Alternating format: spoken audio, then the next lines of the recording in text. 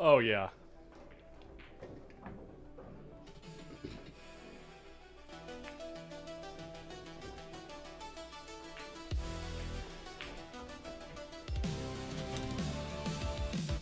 What's up, everybody? We are freaking back. Freaking back for a freaking great event. Music is super loud. Let me turn it down just a touch. Just a smidge. Just a skosh.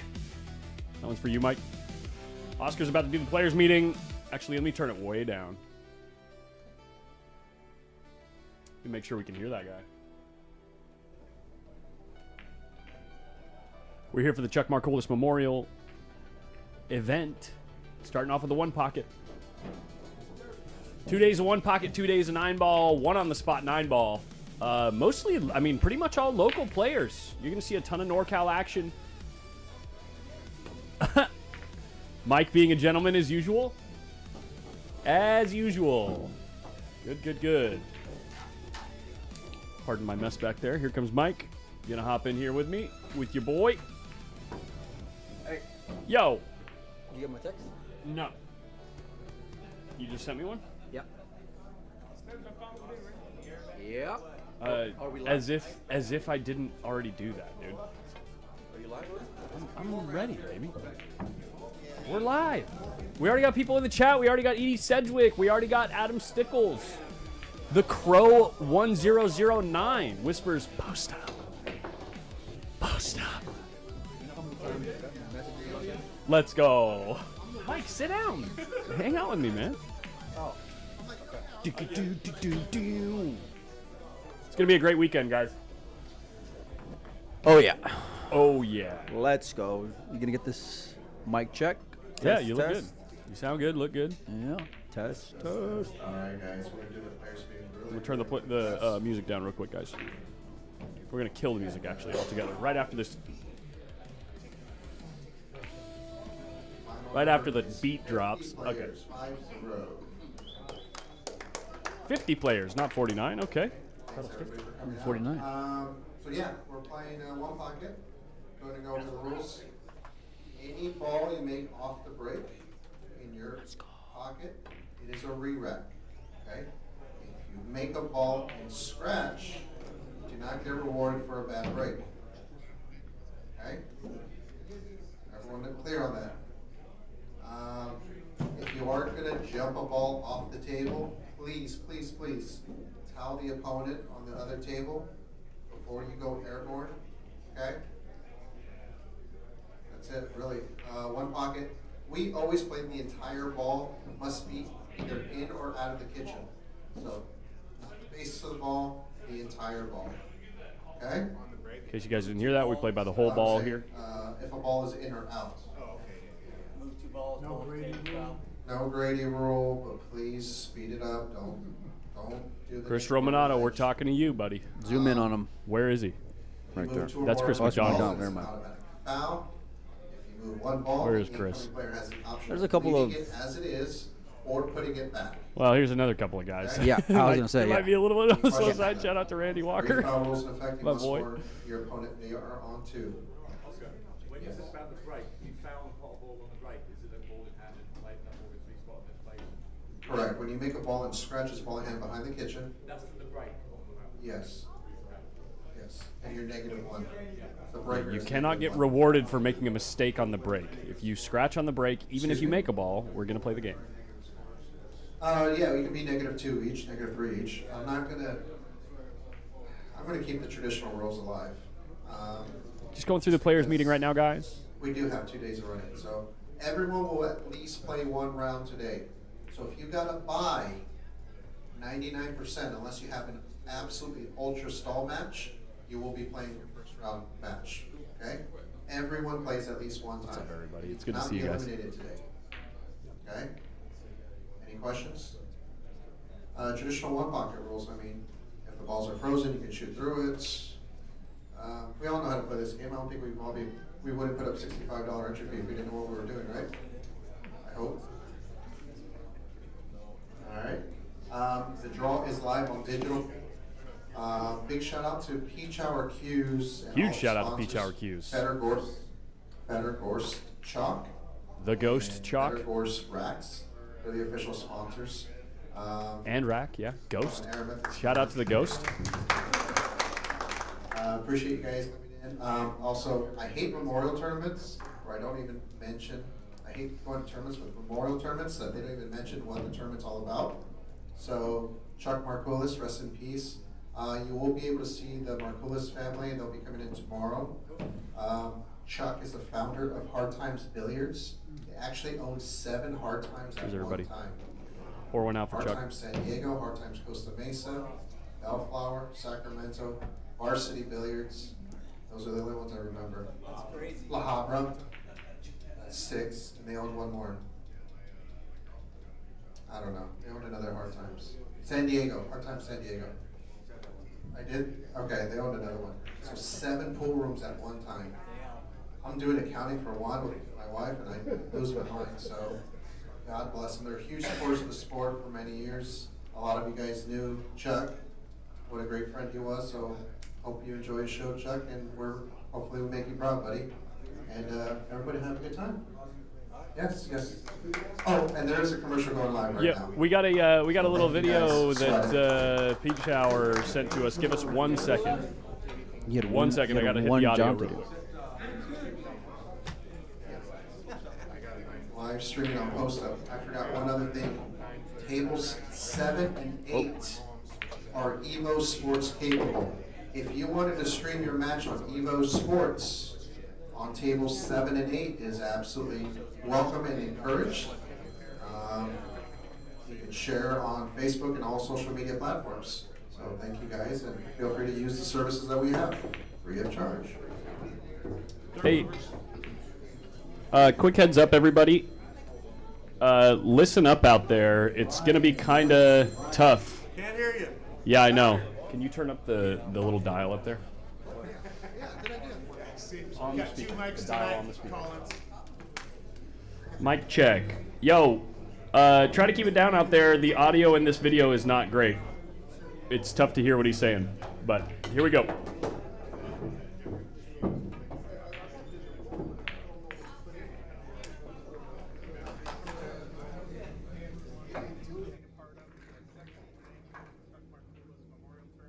They probably can't hear it. Turn it up. We've had the awesome opportunity to part with Oscar and Hard Times Billiards.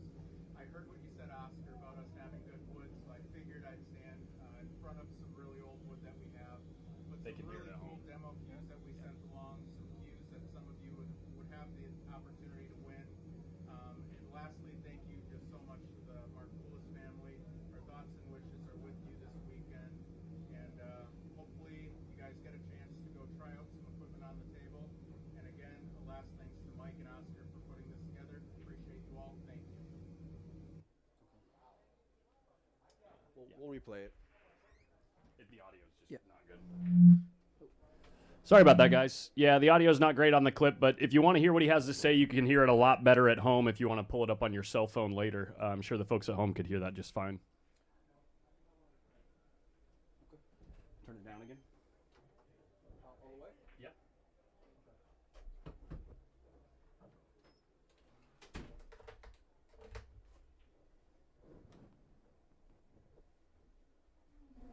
All right, guys.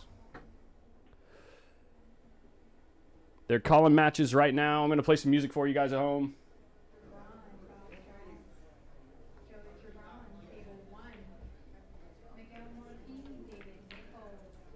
We go back to here.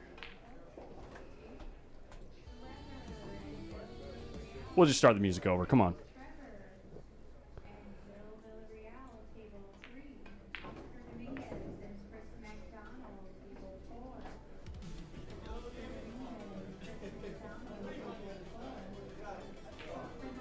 There we go. And now my mic's super loud. Mic check right there. Looks about good.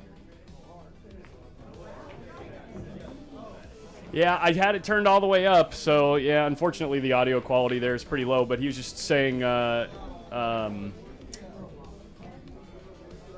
giving a nod to Oscar, always giving mad props out to Peach Hour Q's for the quality of the wood that they use, and that they're really excited to be a sponsor of the event. And what else? There was one other thing. Oh yeah, of course. Giving his thoughts to the Markulis family, and congratulating Chuck for being such a huge supporter of the game for so long. So.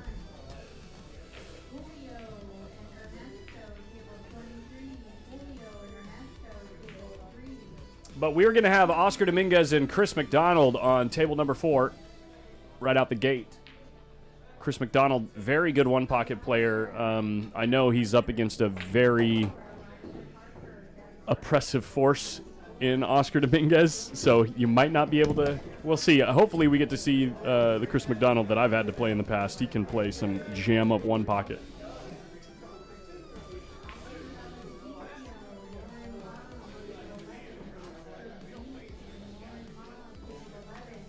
And they're going to lag right now. There's a handshake. Chris has played Oscar plenty of times in the past, so he knows what he's up against. Looks like this is going to go Oscar's way. Ooh, it's going to go Chris's way. Chris's ball just kept rolling. By the way, we're playing on brand new cloth. It's been on the tables for about 2.5 weeks. And it's that new, like, denim thread Simonis cloth. So if we zoom in nice and tight to the table. Get out of the way, Chris. Come on. There you go. You can kind of see the cloth has that, like, almost like a denim pattern. Come on, baby. Focus. There we go. I've enjoyed playing on it. I think it's good stuff. 860 HR.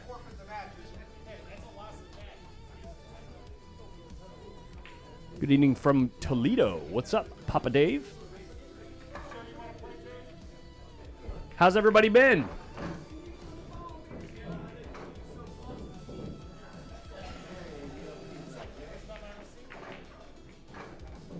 Decent little break. Actually, it's really difficult to get the cue ball right where Chris put it down on this break with the current table conditions. Really difficult to get the cue ball that close to the rail while also getting this much spread. It's a nice break right there from Chris, and Oscar's going to have to thin off the side of this ball to try to put him behind the 9 and 5 right out the gate. And he's clipped the 9, no scratch. He certainly was not trying to clip that 9, but this will do. Gives Chris access to the 11 ball. The 11 ball is the only ball that is really creating any pressure for Oscar, or pardon me, doing anything good for Oscar at the moment, but looks like Chris was just trying to see if he could see past the point here.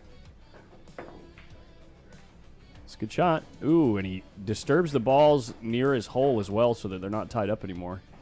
Unfortunately, he lost his cue ball a little bit. Unlucky. What's up, SC Pitcher? What's going on, guys? One pocket. Let's go. Let's go. I would not be surprised if Oscar tries to kick into the 5 and put the cue ball on the 9 here. Oh, he's got something maybe to move multiple balls, it looks like. Oh, no, he does kick. He is kicking. No, he kicked into the 9. So I think he was trying to thin into the 5 right there. Turned out pretty good, though. I think if he would have glanced off the 5, he would have been a little closer to the 9. Not given Chris so much to look at with the 7, 11, and possibly even 12. I'm not sure if Chris can use any of those balls to get to the right side of the pack. No, he's only got the 6. He's sending them up. It's a good shot. Great cue ball. Great cue ball. Look at all the pressure on the table for Oscar. A lot to deal with.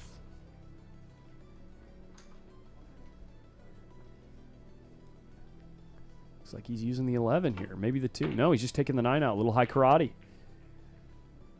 Didn't do a ton of damage, but he got out of the inning.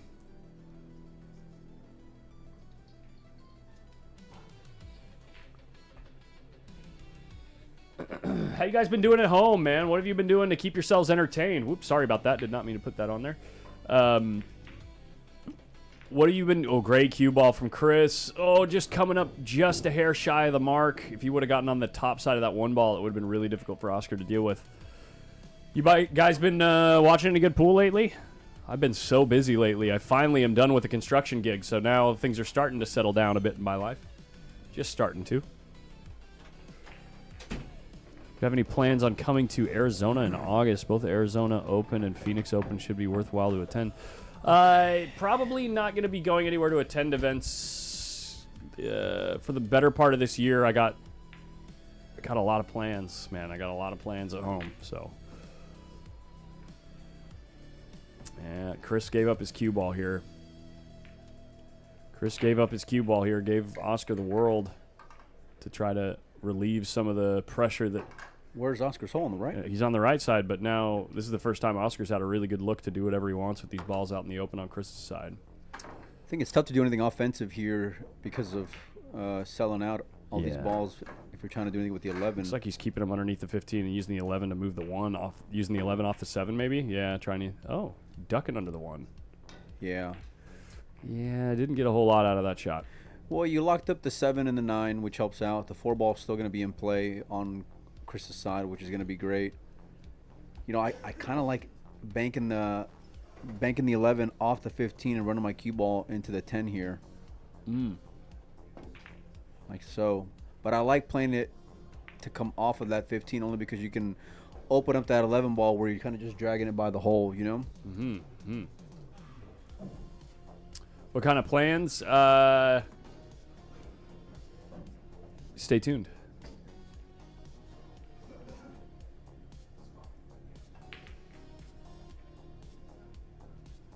Oscar's really just been in management mode right now. Trying to really tuck him underneath this 11 ball. When he doesn't quite get there, I'm not sure if he's given up the right side of this 12 or not. Chris has been setting him up table quite a bit, so wouldn't be surprised if he tries to keep with the same He's certainly MO. one of those patient kind of players, that's for sure. 100%. 100%. I've also played him. He's a guy that can lock in and have that no miss gear as well, like as far as running balls go. He's got kind of a wild stroke, but he certainly has used it for a long time. And,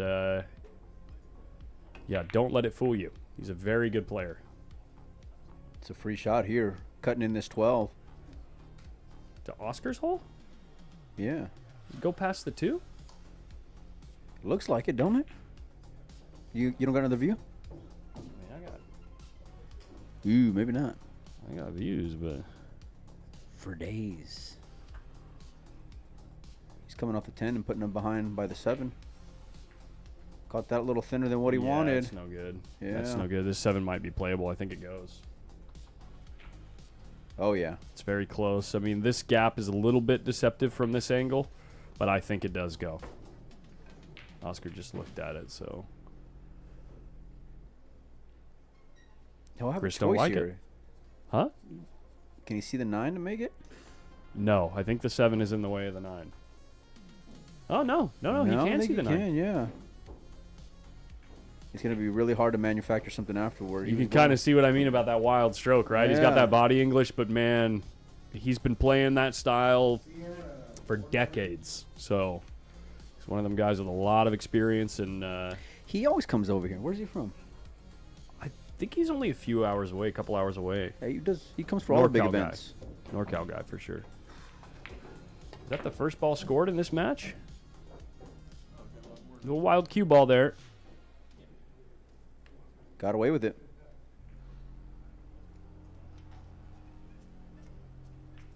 Little head scratch from OD.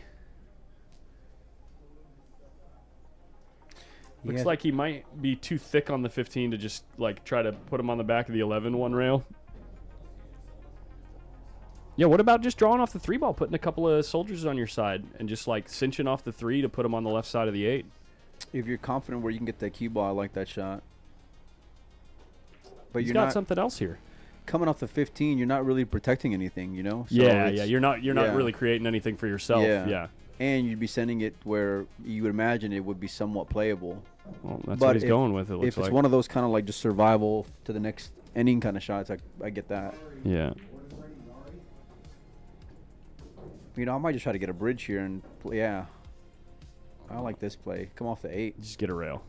He's just getting a rail. much more manageable towards Chris's hole now. Yeah, and it also takes away all the options as far as like easy protection for Chris, right? Like Chris can't just like easily duck out of here and protect the 7. And I think he's gonna hit it with a little bit of inside coming off the 4, sending the cue ball up there behind if you can by the 5. Wow! Whoa! You almost true railed the 4 to Oscar's hole and gave up the 7 ball. It's a new game now. Yeah. You know what? I wonder if that 11, 1, 10 is playable and banking that 7 ball into it. Mm-hmm. I think that's what he's looking at right now. Mm-hmm. Playing it as like a stop shot right there, where you're trying to leave that cue ball close to the cushion in case you don't. But it's a whole new game now for Oscar. Yeah, he can put a bunch out on his side. If he could follow off of the 7-1 rail into the 15 and 13 as well, move the 10 and whatever else out to his side.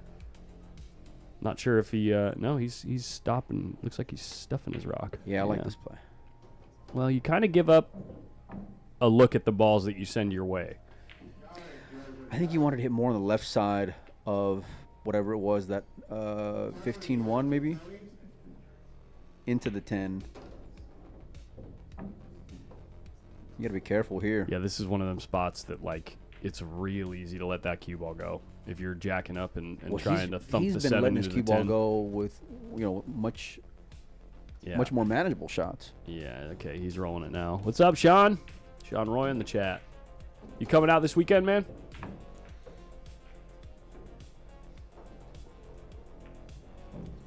Yeah. Decent attempt at the shot itself, but not really creating anything for yourself, even if it goes. This strategy is like okay shot for shot, but the problem is he's had just a ton of like a loose cue ball, and it's going to come back and bite him in the ass. Yeah. What's up, Bobby? Bobby Jan. Good to see you, man.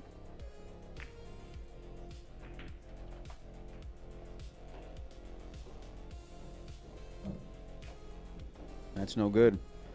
No good for Oscar. Ball is not going to be in play over on his side. Nothing to threaten.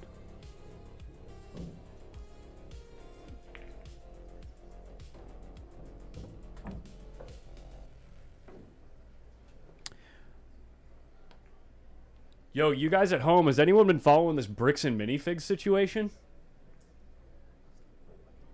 What? There's got to be a bunch of people in the YouTube lands. I mean,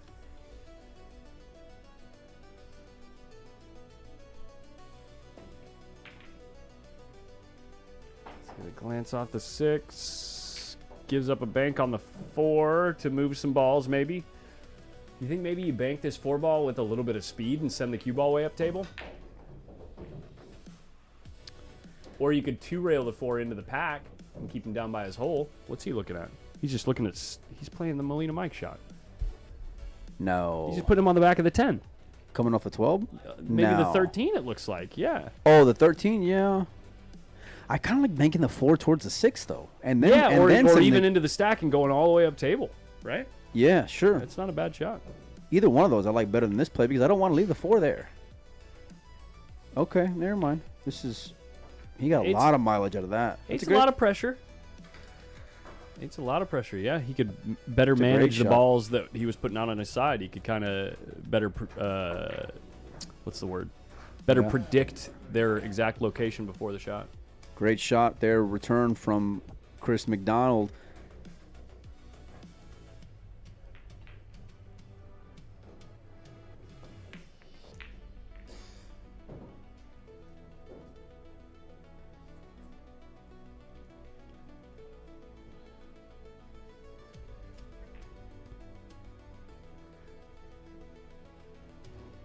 Got a rail, protects the 8. It says go ahead and bank the 4 if you want to die. Yeah, no kidding, right? Nothing attractive about that 4-ball bank. And the bottom of the 3's no good to put him on the 8. Looks like he's going to try to do the same shot back. It's so easy to sell out the 8 here. So easy to hit this too thick. Maybe he's trying to... I was going to say maybe he's trying to kick the 8, but yeah.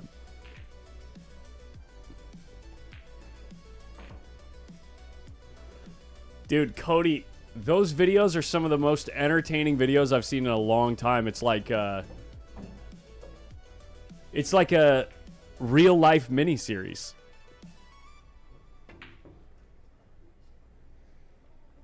Great shot. What's up, Adrian? Adrian Prasad's not here this weekend, guys. He's out in Fiji. Oh, I was wondering why he wasn't playing. Mm-hmm. He's going to be in Fiji for 2 months, he says. Enjoy it, kid. Yeah. Yeah.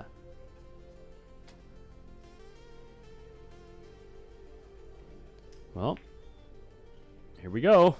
This is when the game comes to a head, right? It's like now there's so much out in the open for both players that they're going to start being forced to either move things up table or someone's going to make a mistake and someone's going to run a bunch of balls.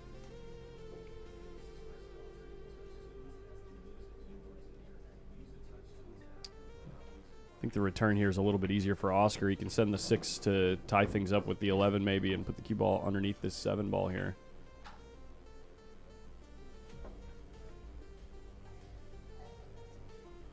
He's jacking up a little bit to make it happen, it looks like. I think he's thinking about going the 6 off the 4. Just on the 7.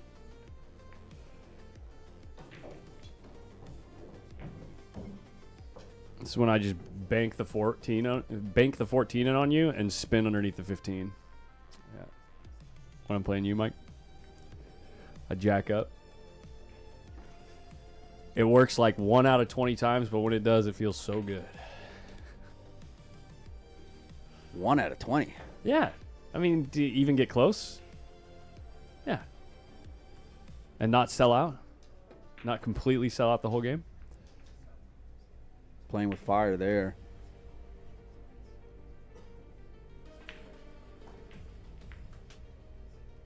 Yeah, dude. Esteban, it's like $100 million company or something like that. Like a huge company. And now no one's going to like that name. If you don't know what we're talking about, man, you got like 10 hours of YouTube to watch.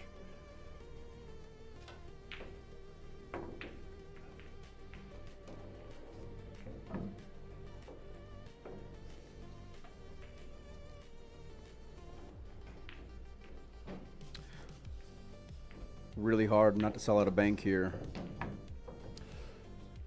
I think you really only have to manage the 1 ball, no? Does the 10 go around the 1?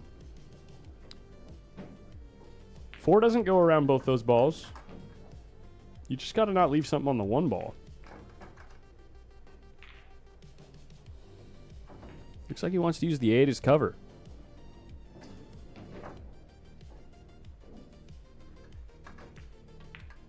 And that's what he's done. I don't think the 2 goes. I don't think the 3 goes. I think the only ball that banks cleanly to Oscar's hole is the 1 ball.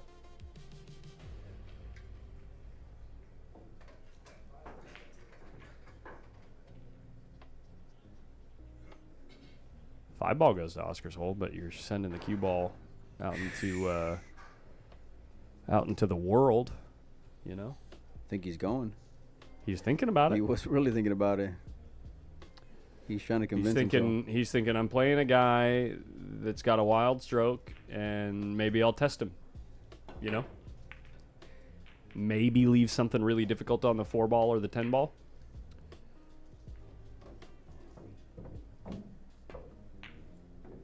Not even close. Yeah. Not even close, and he's left the 10 ball in a place where it looks like Chris might be able to stun off the 10 and shoot at it for free, because it looks like the line goes at the bottom of the 5 off of the short rail, you know what I mean? And he'll have a shot on the 1 or the 8 if it goes. Either way, game number 1's coming to a head here. Ooh, he scratched off the 8. Brutal. No. Oh, that's just the best feeling in the world, isn't it, guys? You should know that. That's the worst feeling in the world. You were about to run 6. And now Oscar's going to run 6. Unlucky, bro.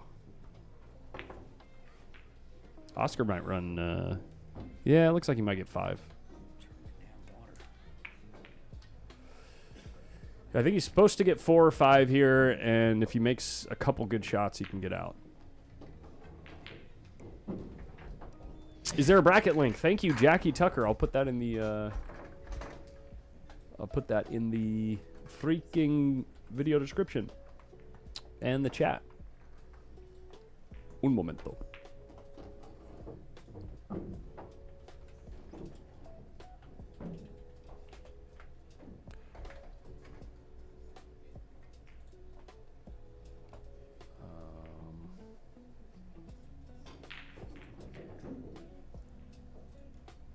He's got a slight angle here.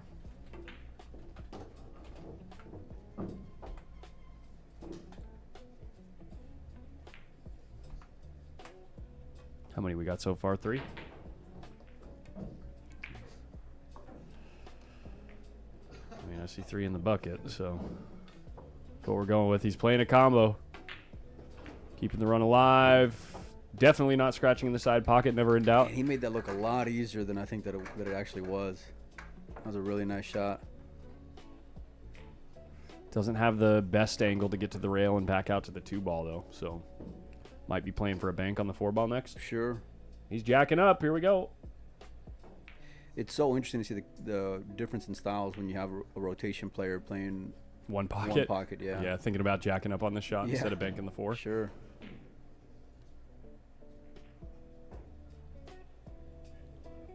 Yeah, he just cannot get above the 2 for free. You're going to have to put some juju on this ball to get there.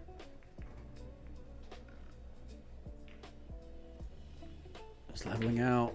Nice stroke. Opened it up. He's going to get a good... No. We still got a bank on the 4, though. Lucky again. He's still good on the 4. He's looking at the 2 like it might be throwable. Or maybe it just goes. It's one of those you just like try to convince yourself. Yeah, he's thinking that he can twist it to the hole, but here comes the bank shot. Keeping the cue ball nice and low, straight into the 10 or the 11. 4 ball mostly covered, it looks like. And Chris still got to be careful with that 6 ball up there too. So he's gonna have to dodge a lot here. 6 is like, man, I guess if you're Oscar, you know what I mean? Like the 6 is a good shot, but for mere mortals, that 12 ball is a big problem when you're banking that 6. You mishit the ball at all of a sudden the 6 goes to your opponent's hole. And look at this, he's going after the 9. And now actually... I like banking that 6. Well, now because the ball's over the pocket, right? It makes the pocket bigger so you don't have to worry as much about hitting the 12 because you'll err on the side of hitting it stiff. You know what I mean?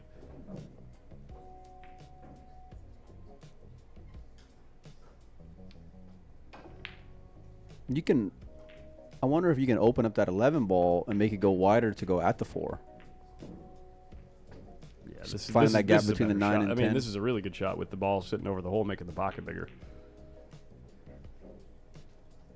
It's going to go, right? No, it's not going to go. There's no way that ball went. Ooh. Just not hard enough. Looked like it was going to tick you in off the 4. Looking to get back on the board in game 1. Yo, what's up, Bart? Glad to be live. No. Oh, wow. You see him jumping all over the place? I thought he butchered it. You see that, Mike? Yeah. Man, I love watching guys like Chris play. There's a couple guys, local guys, NorCal guys. You got Chris McDonald. You got Paul Bromwell. You got, look at this. Wow. Just. Put his hips in it. Well, with you know, that's when you get all the, what would you say, the typical guys that say, oh, he jumped up on it. It's like, well, clearly that's not always the case because jumping up is not automatic. You're going to guaranteed miss the ball if you're the right guy. Chris is jumping up on every shot. Winning. All right, what do we got? 5-3 now? Yeah. 5-2. 5-2. 5-2 sounds good.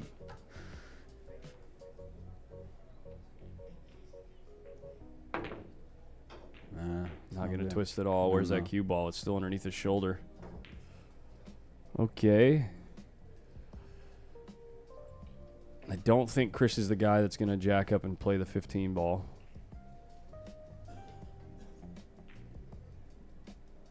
Wouldn't be surprised. 2 away on the 4? Yeah, I was going to say something with the 4 ball or maybe Just be careful. Don't do any funny little scratches here. You don't want to make inside. the 12 either. You like the fact that the 12 was there on Oscar's side. And he made the 12. And he that's, lost the about ball. that's no good. And that's where little body English can come back to haunt you, because on a simple shot like that, if you still try to put the you know, the moves on it. Do it again. You Show still me try again. to- Show me again. Yeah. You still try to put the Oh, moves yeah. on it. Yeah. Might miss the timing in your stroke. Maybe. I'm not saying that's what happened. I don't know. One more time for those that are just joining us. What are you talking about? Do the shoulder thing. Putting the funk on it? Yeah. And then you got to bite your bottom lip. And then he's doing like the hip thrust too as he. Oh no! Look at that. That's what my dad always told me. My dad told me when I was a teenager, going to like the high school dances, you know? Uh oh. My dad Is it taught me. one of those kind of speeches? One My of those dad kind of taught stories? me. He says if you want to impress the girls and you want to you know, get a girl to want to dance with you, you just go out there, you step to the right and then back, and then step to the left and then back, and you just roll your hands like this. Yeah, and if you ever really want to impress the girl, you bite your bottom lip and throw your shoulder back. Damn. That's the new What would you say the percentage was like of success? 85%. Yeah, it's about what I was thinking too. So brutal learning all this at this point in my life, you know. Wish I. Yeah, you could have had I seven. wish I daughters. would You have could had. have I wish seven I wish I daughters. had. I wish I had these tools much earlier. Oh man, you could have been a grandfather 3 times by now. 60% of the time it works. Every time. All right, what's the score, guys? We got 6 on the table. Sounds good to me.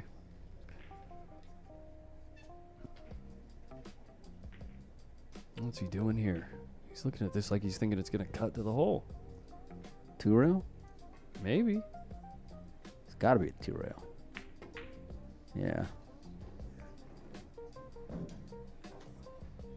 He's Pretty waving decent it. cue ball. Yeah. And look at where the 10 ball ended up. It's in a funny little spot where it's not even. Yeah, it's got kissy from yeah. up there. Yeah, so Oscar's just gotta, if he wants to do something about it, he's got to hit it rather full and send it up towards the 3 and the 15 and 2. All things considered, ain't a bad It's not a bad situation shot, here. yeah, Yeah, for because Chris anyway, yeah, yeah. exactly what I mean. The 12 ball is bankable towards this hole, so you got to figure you're going to get something. 7 balls playable. Oscar's in a funny little spot here.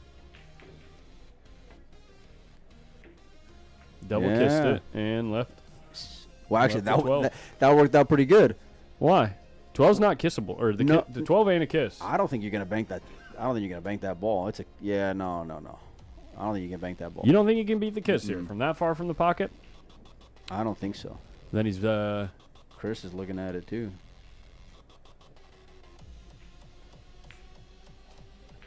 it looks a little left. Whoops. It's close, and I don't want to. I certainly don't want to leave a return duck of a bank for Oscar. Yeah, no, it doesn't go. He's gonna try to convince himself that it goes. And see the way I'd that rather shoot the 7 than convince myself on the 12. the Jeez. way that it double kissed for Oscar ended up to his favor because now it's keeping him off at the 7. Mm-hmm. So both players kind of got a bit of a roll. Their last innings. Here's what you do: you just hit the 3 straight into the 2 ball and stop the rock right there.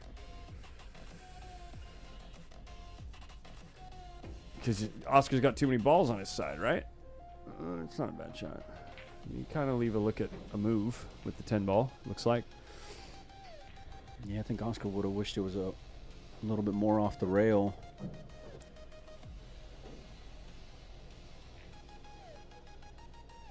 Two rail the 10 into the bottom of the 12. It's a ticky straight at the hole. It's really similar to the last spot he was in just a minute ago.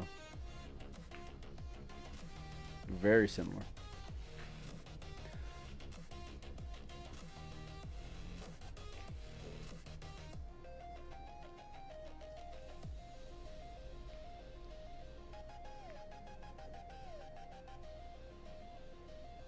Everybody's playing once tonight, guys. Do we know what match we're watching next, Mike? I do not know. We're going to be live starting at what time tomorrow? 12? So, Do you know anything? no. Okay. No. Certainly not.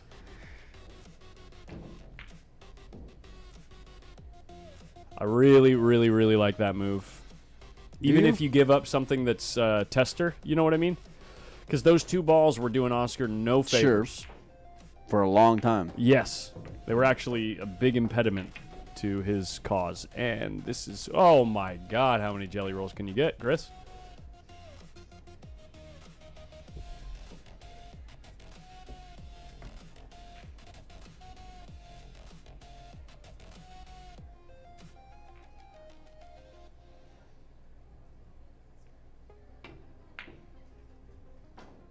That'll work. I don't want it to come down too far. It's pretty good speed. He's got him tripled up on all the banks on the left side of the table, right? The 3, 2, and 7 are all covered right now. So he literally only has the option of getting rid of this ball and not leaving an easy bank. Keeping him off the 10, using the 15. Good shot. Great cue ball. Little tap on the table. Yeah, Oscar knows that little inside that he was putting down there to send that cue ball in the upper right. Really serving Chris well here. Looks like Oscar's sending this 3 ball up to his own banking lane, trying to leave it as a threat. It looks a little wide. That's a little far over. He did not want it to go that far because there's way fewer spots on the table where it's Kinda an rolled out offensive to the left pressure. a little bit. Trying to find the gap here. Playing the bank. Ooh, talk about body English. It's in the hole. No. It's in the hole. It is in what the a hole. shot.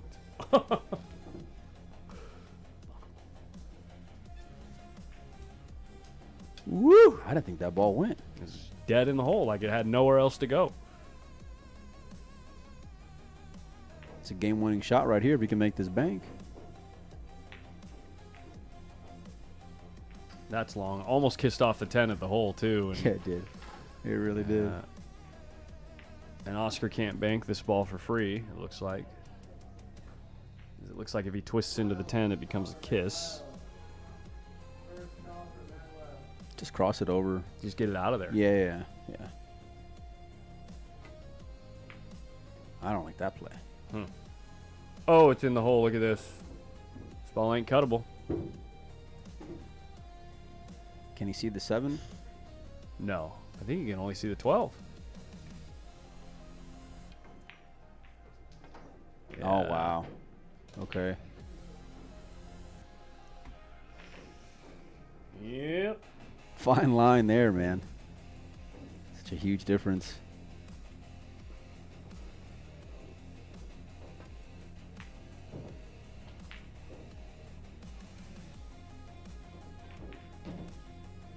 Okay, Oscar's got a look here. Crossing over the pink towards his hole. Should be able to run into the 10 ball with this cue ball here.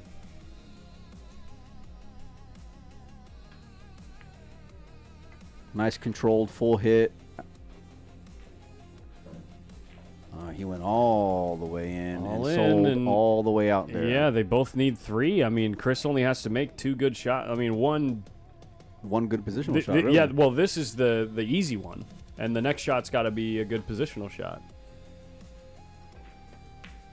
And he's overcut it. Overcut it. Oh, my gosh. Oh, I'm banking this 3 ball.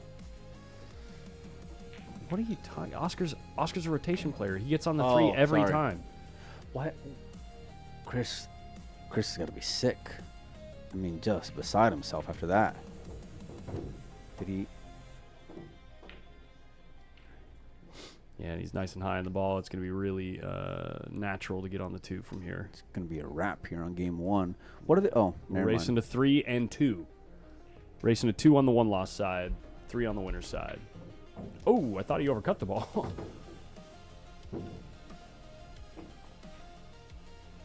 How about dead straight in, Mike? I mean, if you like that kind of thing for your out ball. Mm-hmm.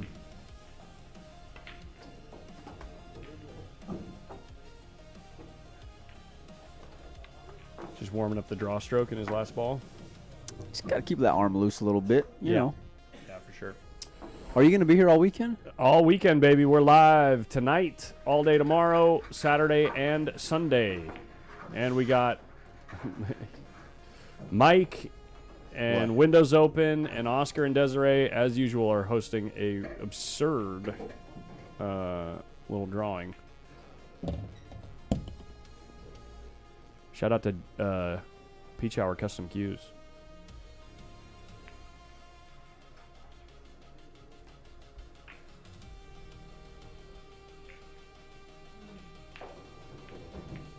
What's up, James Brinson? Welcome to the stream, buddy. Martin Alanis, what's up, dude? Where are you? Why are you not here? That's what I was just thinking. Are the other tables with the streaming software streaming too? Yes, the players have the option. What a great shot Great there shot. from Chris. The players have the option to use the Evo Sports streams that go out to Oscar Dominguez's pro player YouTube channel. Yeah, and it's a lot less annoying using that than... Yeah. All Chris has is a bank on a twist bank on this 13 here. Unlucky. A lot less annoying. No, he can bank the 4. He can bank the 4. This ain't bad, though. Yeah, 13 feels easier. I like it a lot better with a bridge, I'll tell you that. Full hit. He crossed it. Wow. Yeah, it's the only way you can make it.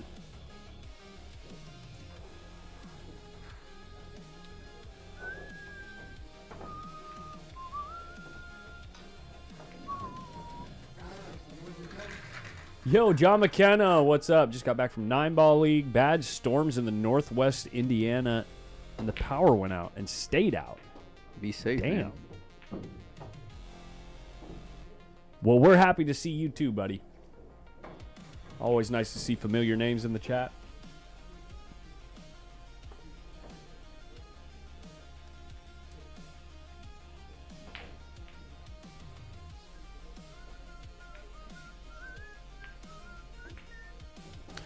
Wow, I don't think he can see that ball, Collins. Yeah, I was going to want to rifle this 3-ball here, punch it on over, try to develop something that can go back towards this hole. I think you can just get down to the 15 here. Can you No miss all problem. them balls? Yeah. Slide over. Ooh. Tell me that 6 goes. That 6 goes. And 10 go.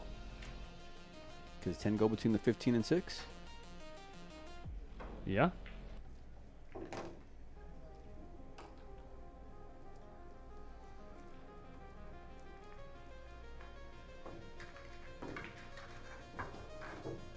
Nice shot there from Oscar.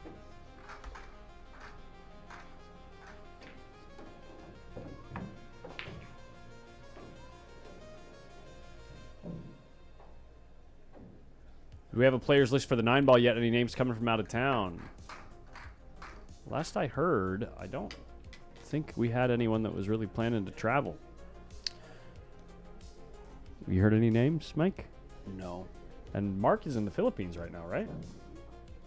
Who? Mark Estiola was out in the Bay Area for a while. Oh, I didn't know. Otherwise, I would assume he'd be here. But I think I heard, or at least I saw something on social media. I believe that's what I saw. Could be wrong. Love to have the guy here.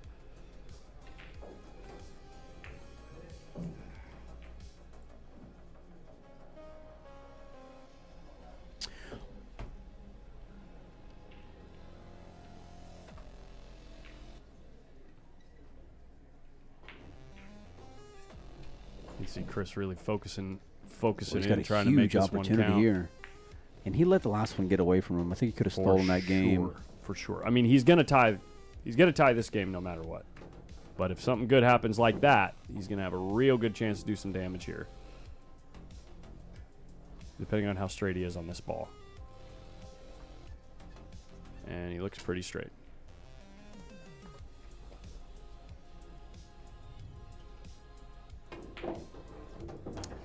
He was pretty straight.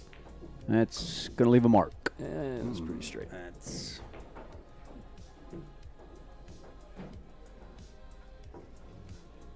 It's a little chilly out there for Yeah. Chris McDonald in this match. Yeah. Oh, yeah, Dave Nichols is here, yeah. Solid player from down south.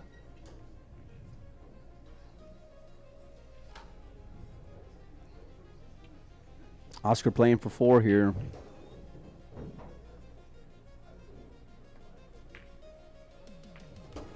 Oh, nice little rub there. That's probably going to do the trick.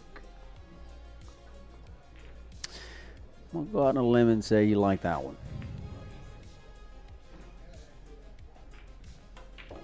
Overcut it. Oh. Oh. He played it as a move. And just laid up, too. Yeah, he just played it as a move, and he said, I'm going to cover that one up real quick here. Good luck, Chris. You're going to have to kick at it. Good luck with that. You see the ball? He's crossing You know, the 7. He's just going after the 7, trying to win the game. Yeah. I don't blame him. Made the ball. Yep. And scratched. made 2 balls, actually. On. God damn, man. That's not cool, man. That's... Come on, pool gods. Andrew, we're playing 9-ball. Just 1 pocket and then 9-ball. First 2 days, 1 pocket.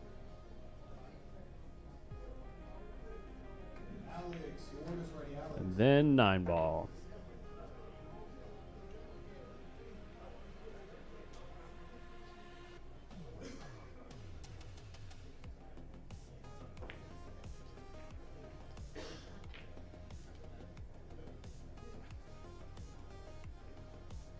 I don't know what to do. I'm nervous. We're having a good time.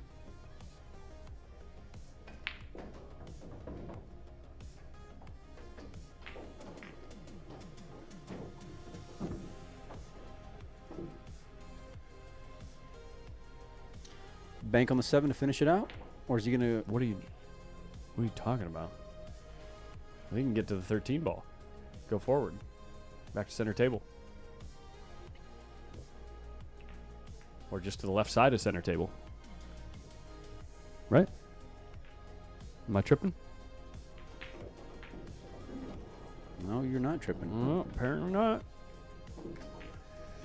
Yo, what's up, Adam? What's up, buddy? Game. Where should I go to get some good gummies up here, man? You got any good stores? Easy, buddy. It ain't that kind of party. No, I need some, like, I'm talking about candy. candy. Ah, Yeah. not those kind of gummies. Yeah. Small blocking says, just like my kids glued to the phone. I think it was, I didn't have any power either, like one of those guys mentioned from Indiana. He's not talking about him. He's talking about What? you. Oh, me. Oh, I was saying I was glued to my phone too when I was out of power, like that one guy from Indiana. Just now you were glued to your phone. I'm always glued to my phone, buddy. I was got shit going on. Well, you know.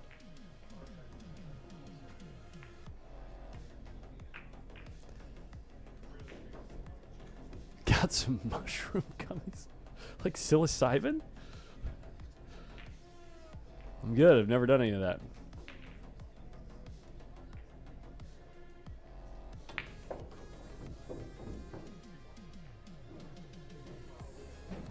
Oh, produce section like you talking about like Portobello? Oh. Okay. Another good break from Chris here. Both of Chris's breaks have been... We spent, what, the first 10 to 15 minutes of the first game, Oscar just trying to manage getting out of the break. Essentially, because Chris kept... It was such a good break, he kept putting Oscar back in bad spots.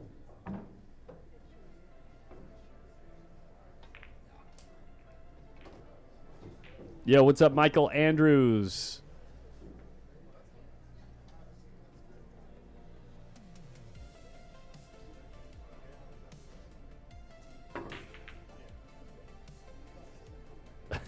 My voice doesn't match my body shape? What does that mean? What were you expecting? I really want to know. I don't think it's too hard to crack that code, base. There's only a couple options, buddy.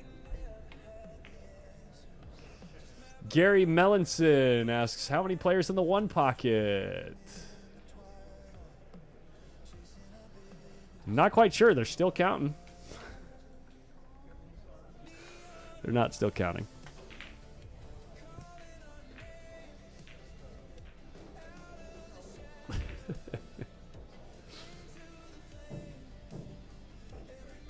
Not all dorks are wimps, okay, guys? I'm not saying I'm not a wimp. I mean, life gets tough sometimes, you know? Yo, what's up, Cody? Oscar right out the gate just looking at putting this 11 ball down by his hole. And trying to leave a tough cut on the 13 that offers no position on a follow-up ball for Chris.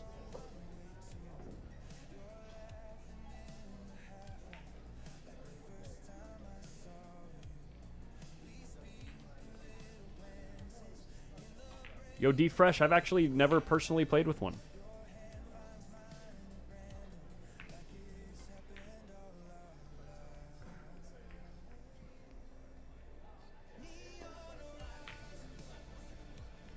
It's a little long. Cue ball came a touch lower than Oscar was looking at. Fairly far from the rail, too. I wonder if Chris can float this in or cut this in real soft and miss the 1 ball on the left. No. Couldn't even miss the 9. Fell right into Oscar's trap, and now he's got to play a little rail first on this 11 ball just to get out of the inning.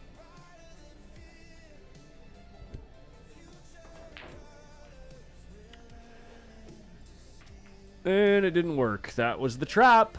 Oscar had him locked up in the trap, and he didn't even know it.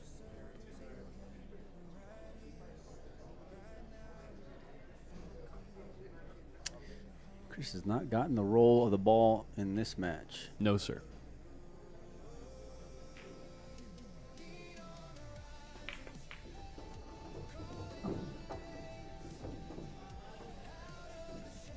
Shout out to the legend, Billy Palmer. Is he playing? And look who's in the house, Mike. Freaking Gregory. Jeff Gregory. I haven't seen him in months, man. I guess we should have been watching right there, but... Going fine.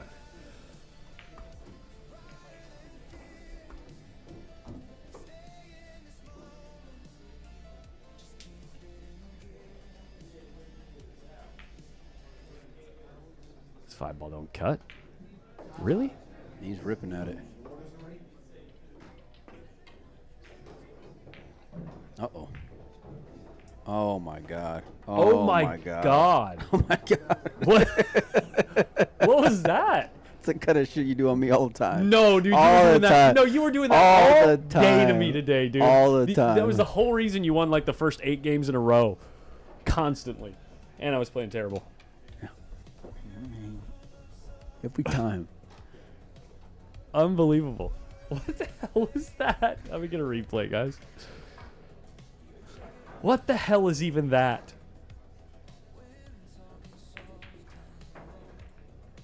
Why not? Why not?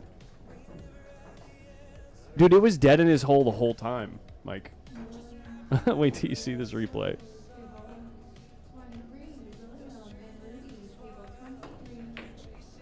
Look at this replay. The 14, it's a 4-ball combo that's just dead in his hole the whole way.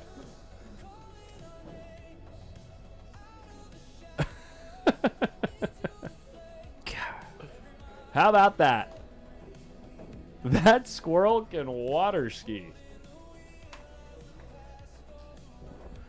Go buy a lottery ticket, Oscar. Yo, what's up, Eric M? Doing good, doing good. Chilling. Decent. Does a little damage. Just trying to hang on for dear life. The score is not 1-1.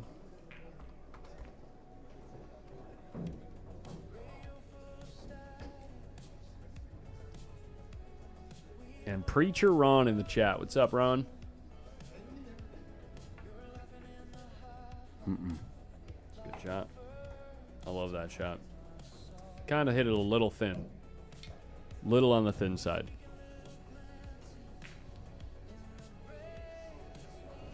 Do you think Chris just keeps going and just says, mean, you know why what? not? I've got a combo here. Let's just cut this combo in, and if it works, Just it works. jump If it right doesn't, off the ledge. I'm just done with this game.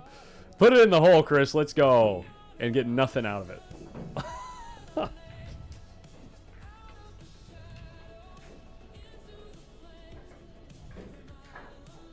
This ball goes? You can see the 1, right? The 10 goes. Wow. And no cue ball.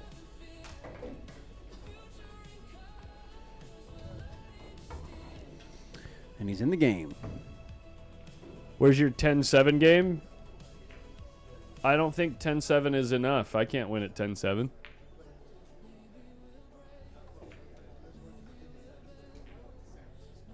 Maybe 9-6. Maybe. I think it's still a bad game for me.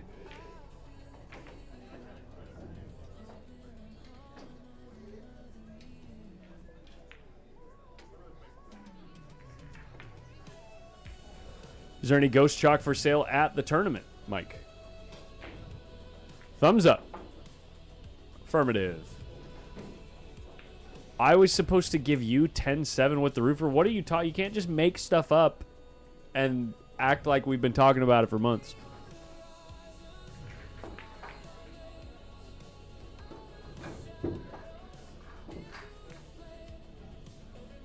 Three apiece, so they're all going up table, Mike.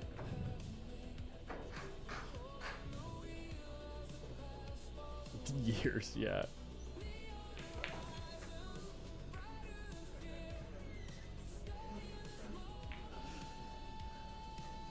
Oh, you're saying you want the roofer to give you 10-7. Gotcha. I thought you were talking about something about me.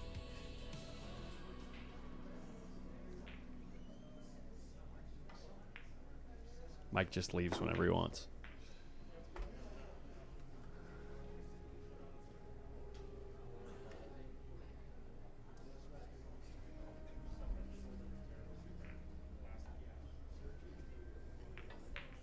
I don't know, Ron. That's between you and Steve. Send him a little message.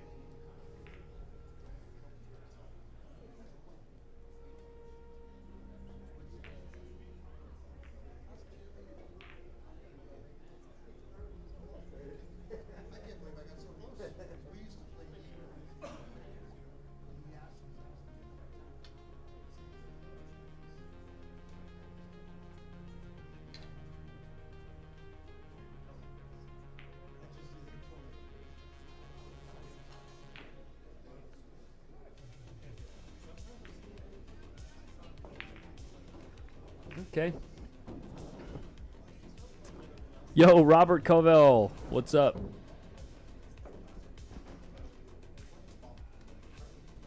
Is he thinking this 8 goes around the 3? He is. And it does. This is close. It's long, though, and he's giving up a bank. That's the danger of shooting at the rogue 2-railer with nothing else down tabled or no cue ball protection.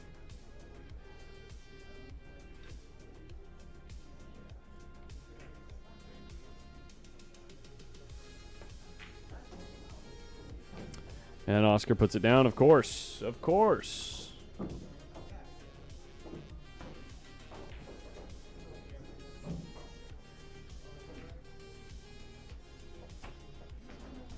That's a good matchup, Ron. You guys play even?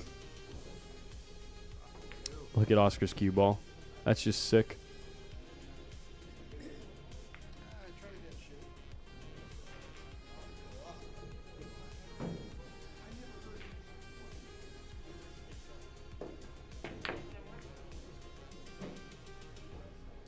And I think that was the give up.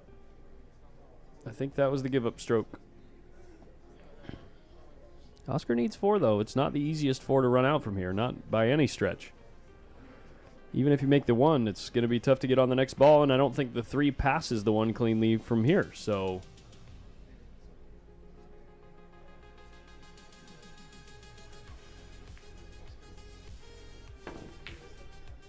Instead, he 2-rails the 6 ball in the hole.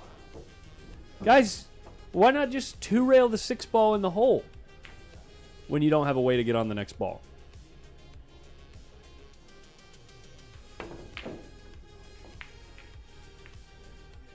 Look.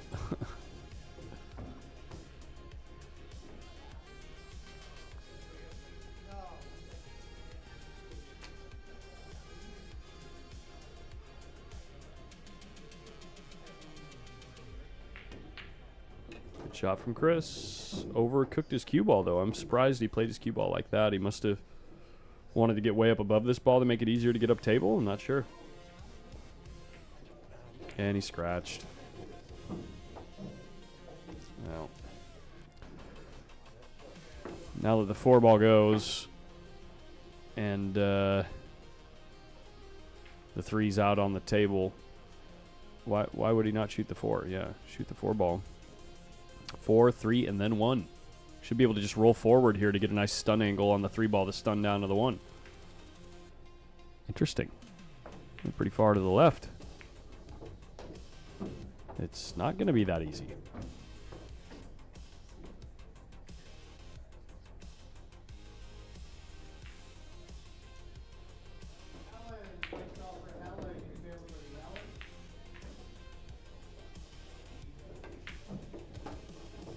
Oh, he's got a bank on the 2 to finish it. It's a fairly natural angle. This just comes down to clean cueing and not mishitting the cue ball one little bit, and it's in the hole. Well, match number 1 in the books. Round number 1. Shout out to the roofer. There you go, Ron. There's your fish. The roofer. Having a little agua.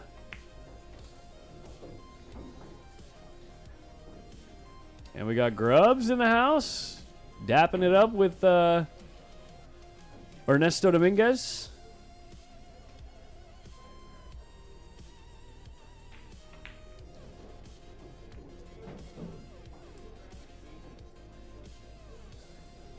There's Babalu. Ralph DeLoyne in the back there on table 6 right now.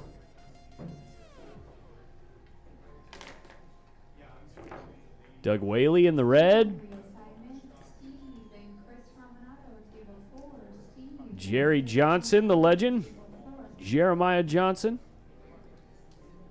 Real good player. And we just got the roofer on table 4. The roofer's going to play the other Chris. Chris Romanato.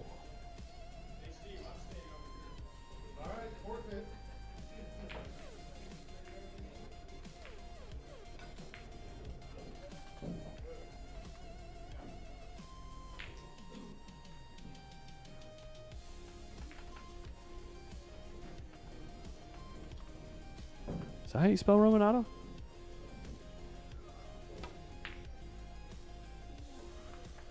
Nailed it. Why am I not playing? I'm not going to be playing in any tournaments anytime soon. Plus, generally speaking, I'd rather stream anyway because I like hosting the show, you know? I like hanging out with you guys, making sure that we can use all the camera angles that are on offer and try to show you guys the room the best I can.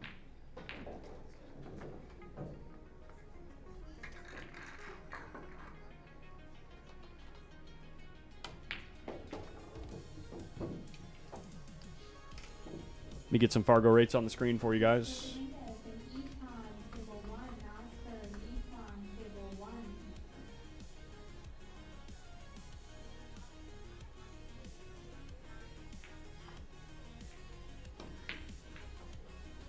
Ooh, Steve just flirting with that 700.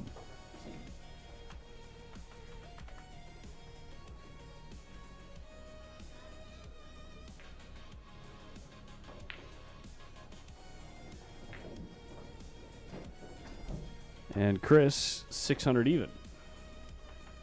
This will be an interesting little matchup here, depending on how it goes. I mean, Chris Romanato, you know, has a reputation of being one of the, what would you say? Not that he plays slow. I don't think he takes a long time to make his decisions, but he's one of those old Chicago-style players that just really defaults to buttoning up his cue ball and only playing safe and playing safe and playing safe and playing safe and playing safe. And Steve is, you know, a very, very intelligent player with an extremely potent cue ball and plays a lot of has a lot of experience with 3 cushion too, so he has some like really creative positional shots that he plays pretty regularly. Banks the ball well. Obviously there's a 100-point Fargo difference, but that being said, Chris knows how to protect his cue ball, you know? He knows how to protect his soldiers, so let's see what happens here. I think Steve's going to win this lag. Yeah. Anytime a player lags that far after the first guy who lagged, usually they win. Usually.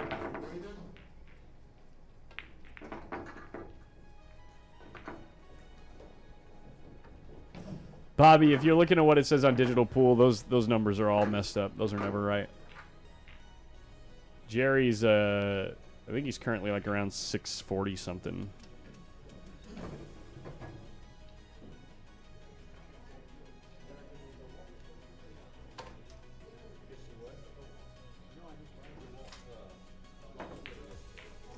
$660.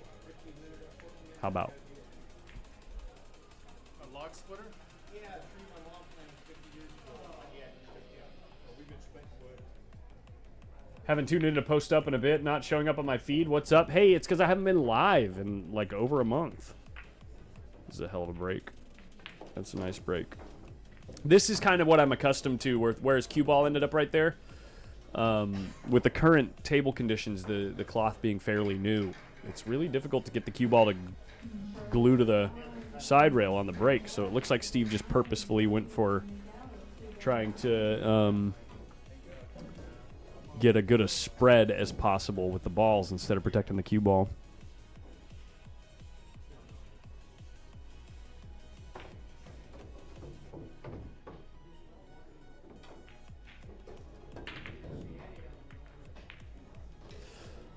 Look at this. Look at this.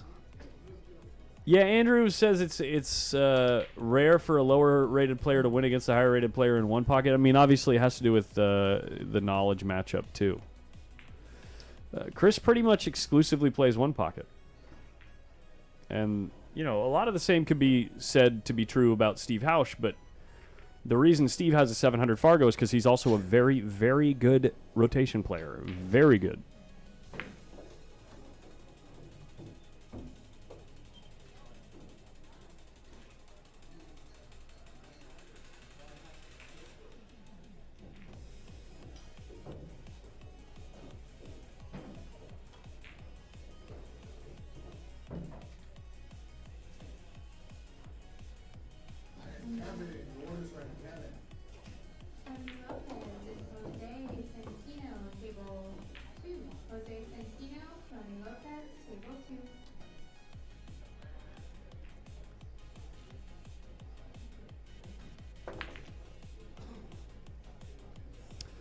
How's the restaurant biz going for you? Guys, I've lost 12 pounds in a month.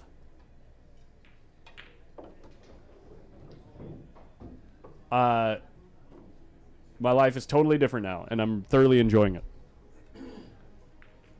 And actually, the schedule that I got after this event, like my newest posted schedule, is a great schedule. So the managers there are already, it seems like the managers there are already taking care of me and wanting me to be there more often, so.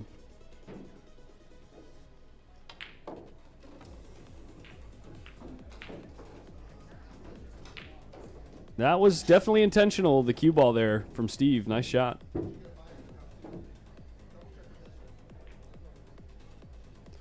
Yo, Quote. What's up? I am Quote.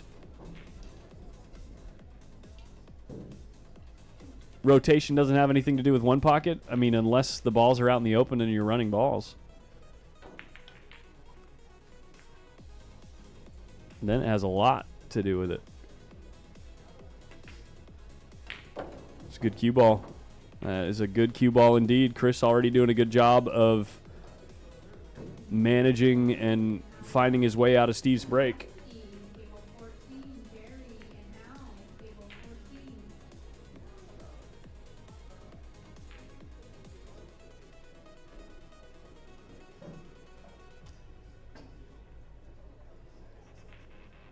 What's up, Lisa?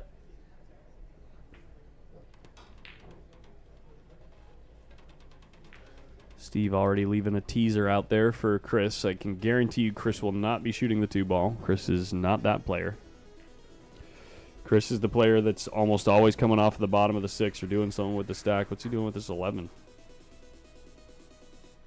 There ain't no way. Is that 7-ball dead in his hole? 1 rail?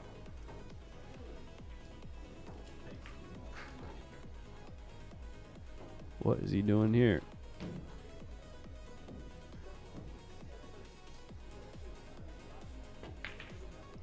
Yep, just protecting his cue ball. No surprise there.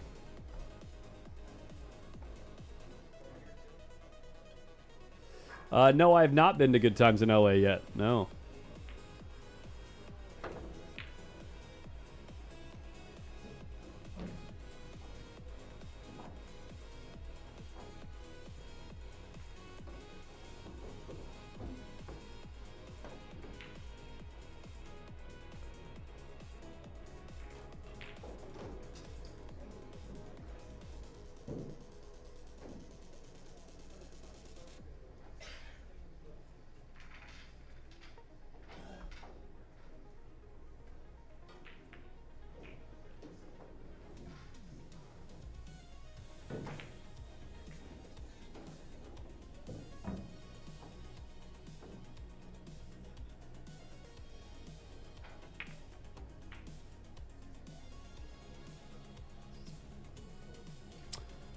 Pretty good shot from Steve. I mean, gonna be a little disappointed with how far the 9-ball traveled, but did a great deal to get his cue ball nice and high.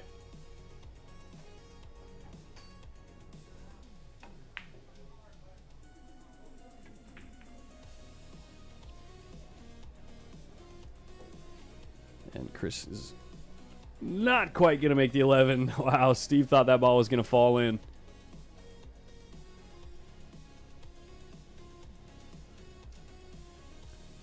Oh, wow, this Evo Sports stream is looking good. What's up, Jeff Craig? Yeah, a lot of streams are looking similar out there these days. Shout out to Evo Sports for doing their thing to, you know, expose this game to more people, make it more accessible for you folks at home.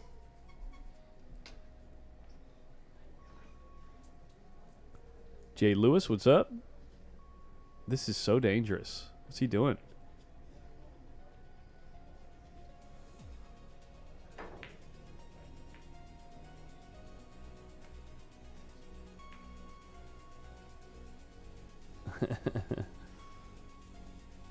Thanks, Jeff. It's good to see you, man. What's up, Jared Bettini? Ooh, TD! Ooh, TD! I can't do my, it's not Ewok. What's the ones on Tatooine, what are those called? Ewoks are on Endor. Tatooine has, Jawas?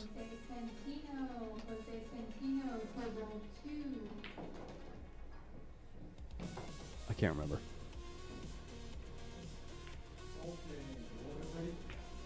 Yo, Chris Swart, what's up?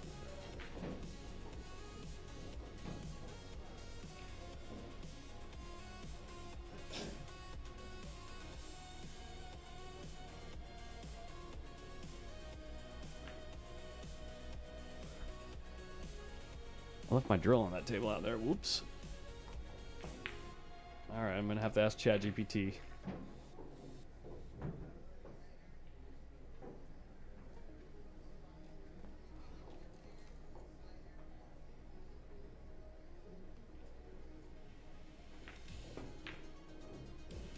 That's no good. That's going to work out perfect.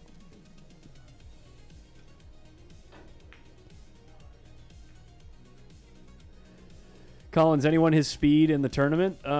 If Francis is playing, I would say Steve Hausch and Francis are both certainly very, very capable of beating Oscar.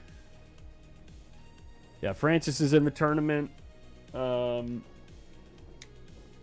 look through real quick.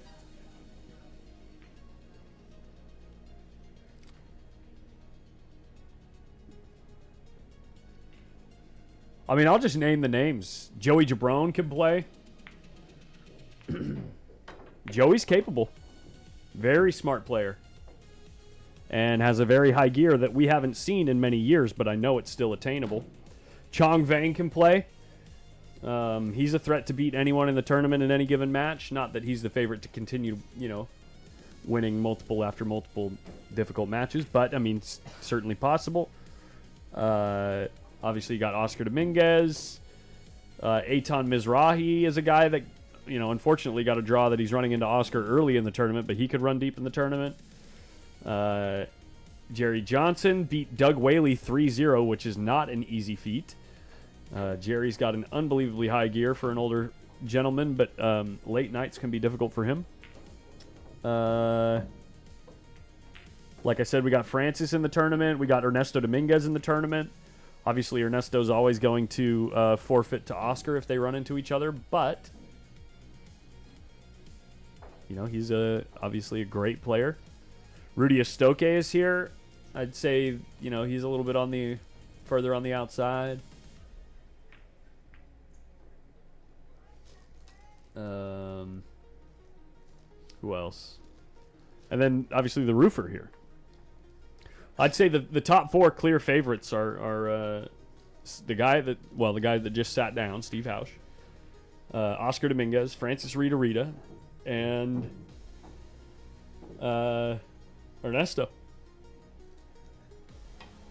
Chris Cruz is a great player as well. Chris Cruz could make a deep run. Carl, I didn't see in the tournament. Yo, what's up, Jason? Thank you, Chris.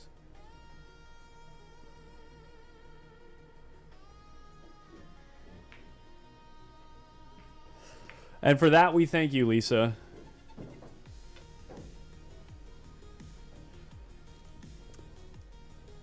Yo, Tom the Toy Man says, how's a guy from Arizona get in on the drawing? Get in touch with Molina Mike or Windows Open on Facebook, or you can send a message to Oscar Dominguez, either his pro player page or the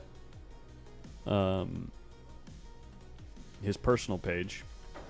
Let me show you guys a few pictures here.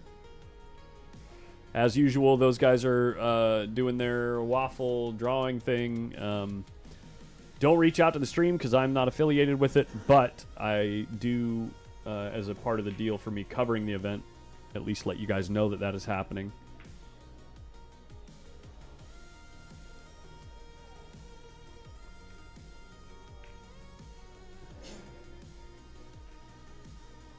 Let's see what I can pull up here.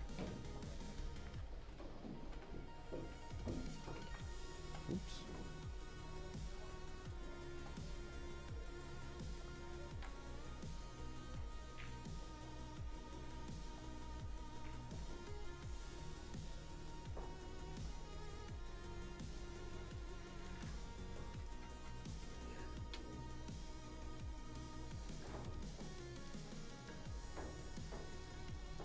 Hey, thank you, Brian. Sorry, I haven't been keeping score.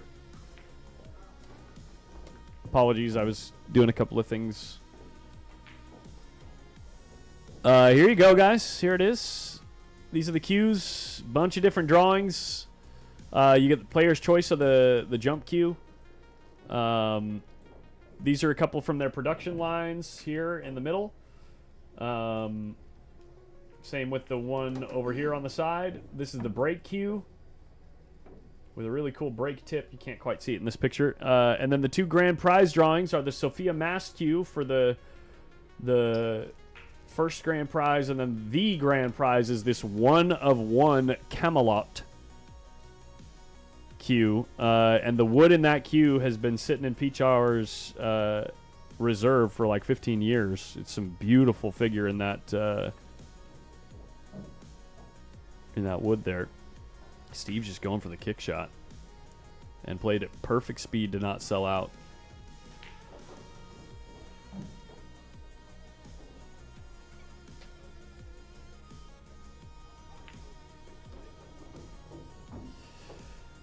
Chris in trouble trying not to double kiss here and loses his cue ball as one would expect, but actually turns out really nicely next to the 9 ball, only leaving Steve this bank on the 3.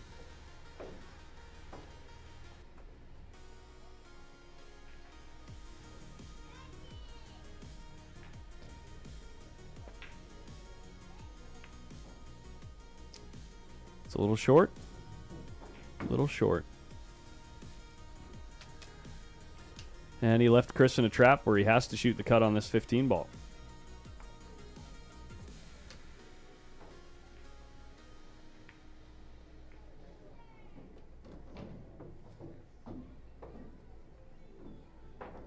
He has to shoot this ball. And it's down. And he's got a very, very, very thin cut on the 13, or what is more likely, remove this 3 ball.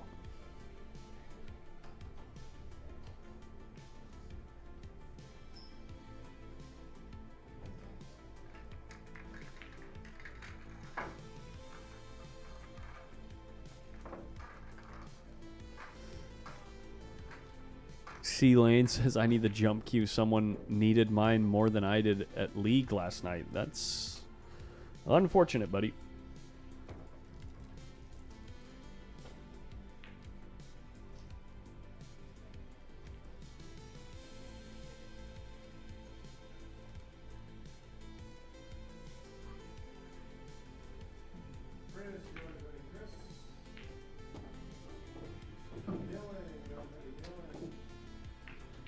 Made a good shot.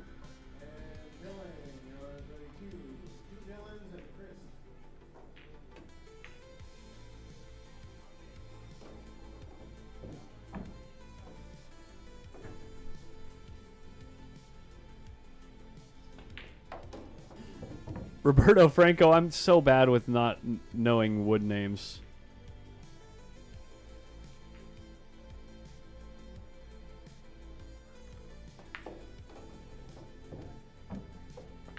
And Steve is just going. This is looking long.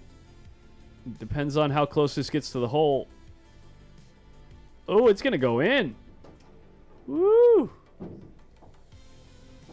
Even if that ball didn't fall, hanging up is great for Steve because would have put a ton of pressure on Chris to kick that ball in or sell out.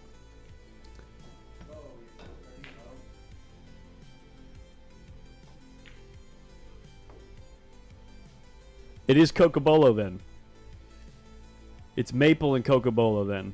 I think it's, I think they were saying it's bird's eye. I didn't get a close look at the maple. Or is it curly maple?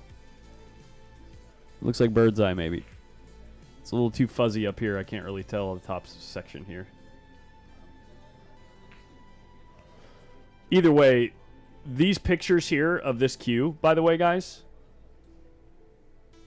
I'm going to let Steve shoot this 9 ball first and I'll show it to you again.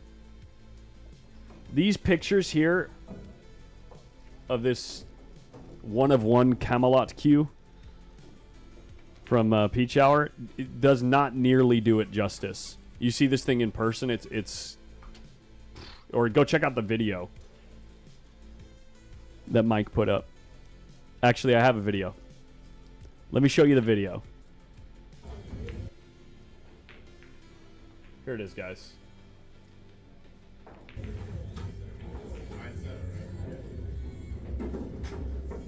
Yeah, you still can't even really see how beautiful that cue is. You see that thing in person, all the wood grains just pop.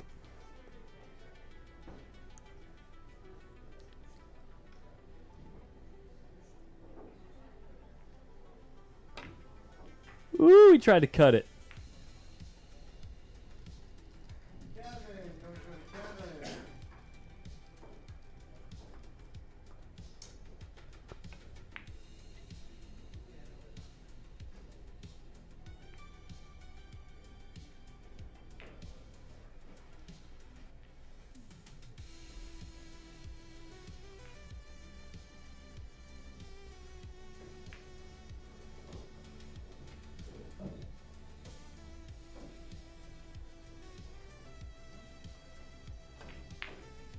I don't think there's anything to do here with this 5 and 14. What are you thinking about doing, Chris?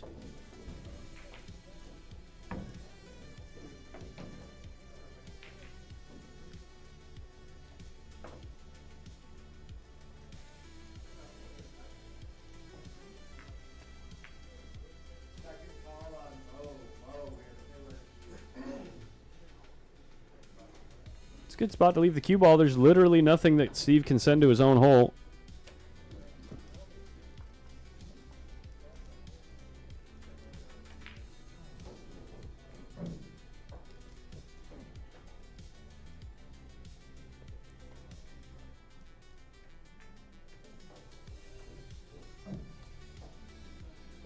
Looks like Steve is going to send this past the 7, not in, oh, he's sending it into the 7. Wow. I think he was trying to miss that 7 ball. You can see from his body language, really not thrilled with the way that turned out.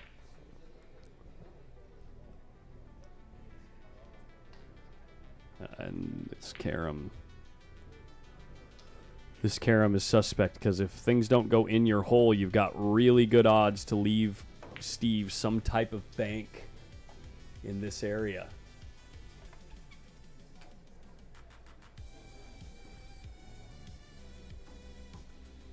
He's cutting the 9.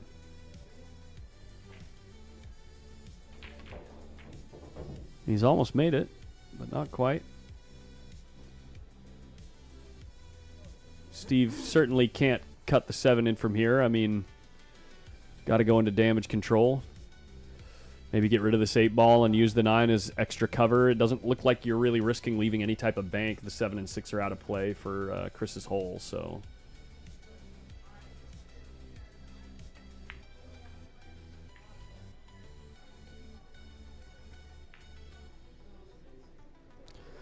Yeah, not surprised he's going this way, just coming off the right side of the 8.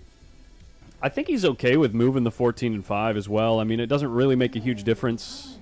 He's going with some speed. Wow. Went after it. He figured since there's no threat to bank the 7 or 6, may as well get things opened up, move the game forward, and not even worry about putting the cue ball on the 9.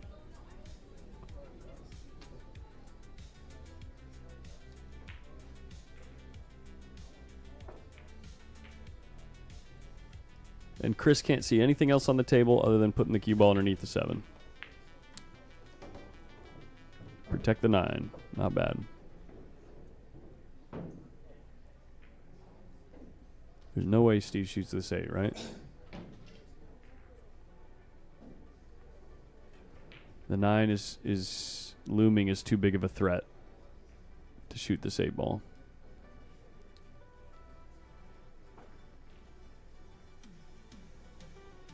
You better be supremely confident that this ball is going to end up really close to your hole, if not in it. Yeah, Steve's just keeping him off the 9. Trying not to tie up that 8. That's like the worst place the 7 could have ended up for Steve.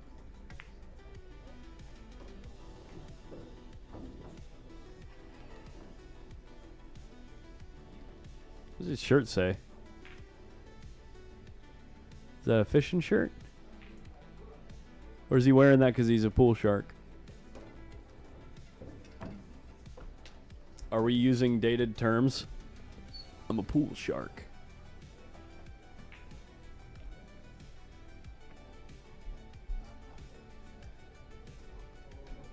Why is he kicking this ball? Never in my life have I ever seen Chris play a kick shot like that, and he hit it great.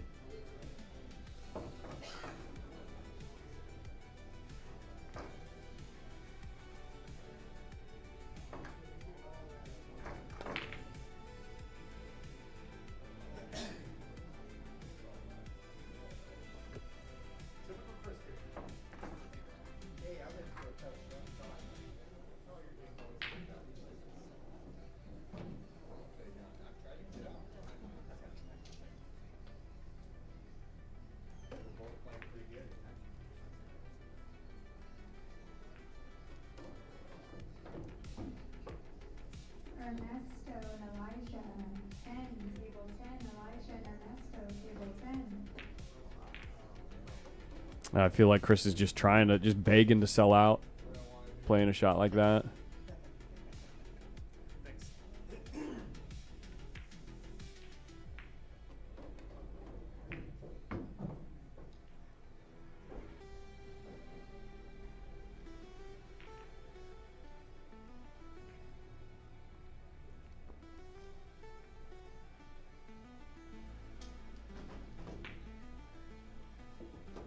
Steve's just such a deadly ball potter, ball runner.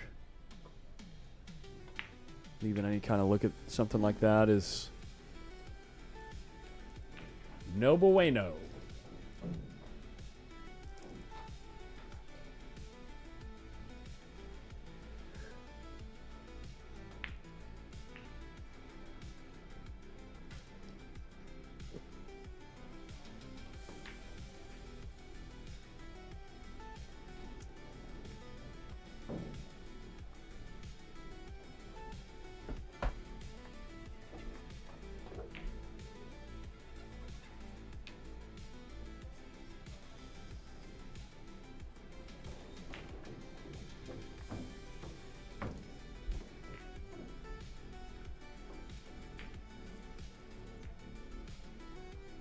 Checking to make sure it's not a scratch shot to cut this back at his hole. It looks like it's kind of close to a scratch, so it looks like maybe he's banking the ball instead.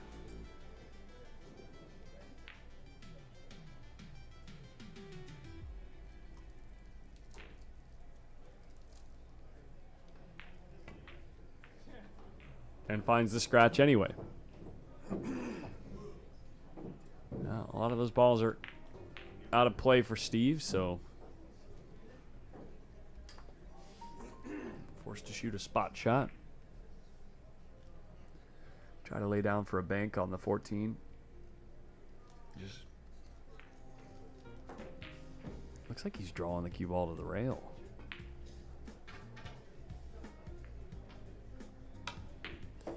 And he does. He hit it great.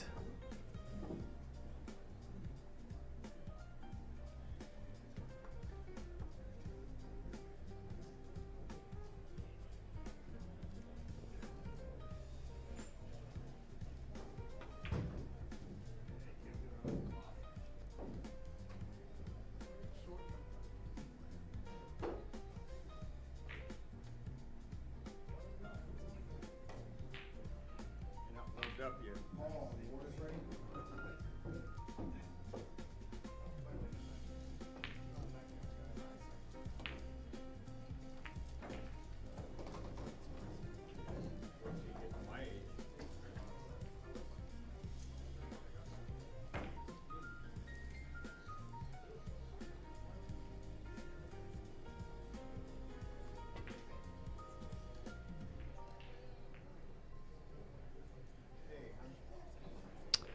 Yeah, this game's going to take a while, guys.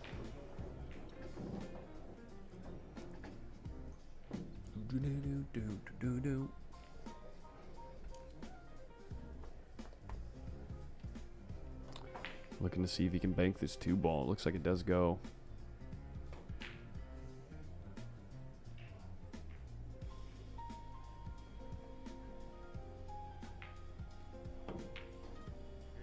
And the table's just playing so long.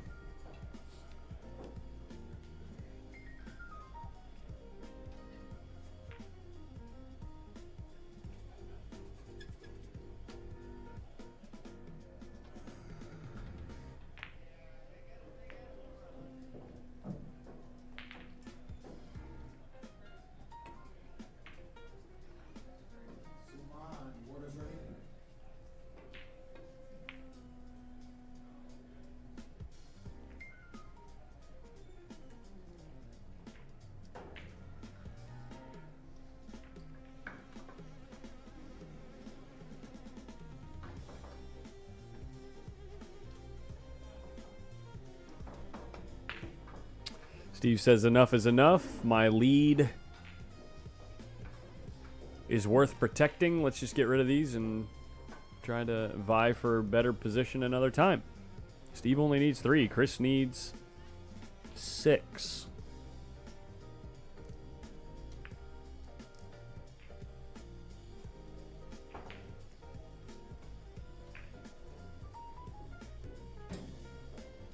Yo, what's up, Russ?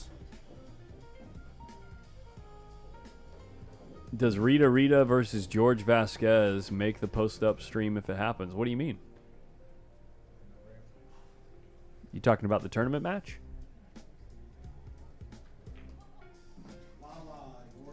I'm not sure.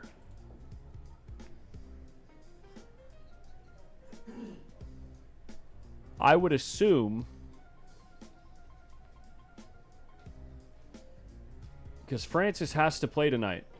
At least once. Everyone plays at least once. Nobody plays on the one-loss side tonight. So if you take a look at the bracket,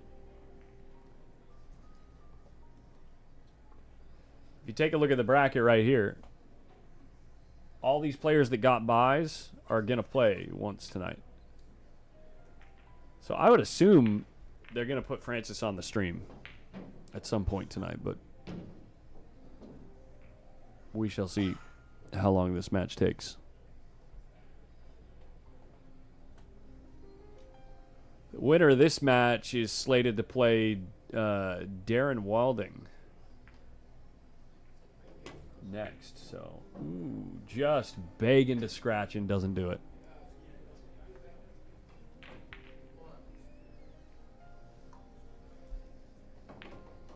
Yeah, Vin likes One Pocket. It's his favorite game, but I don't think he, frankly, doesn't stand much chance against a monster like Francis.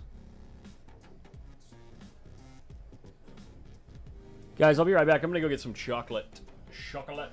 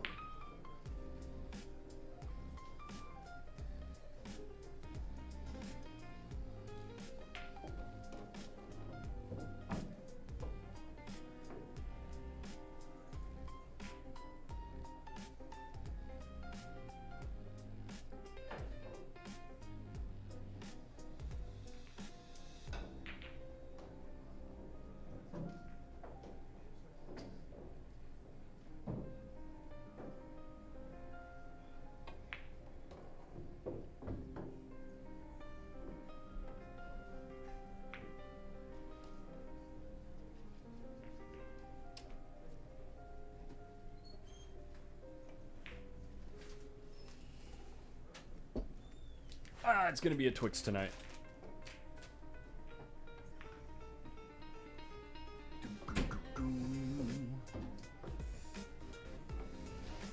Okay. Steve has 6 now.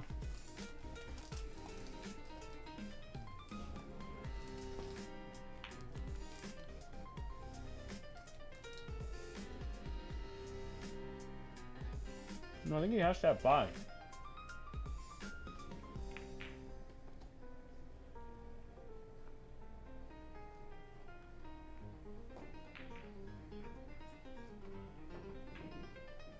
That's a great shot, guys. That is a great shot he just played right there.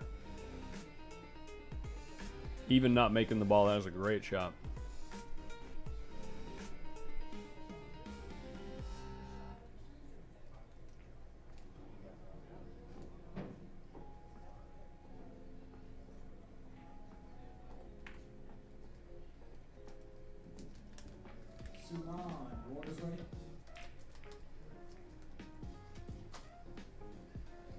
So yeah, we got action coming to you all weekend, guys.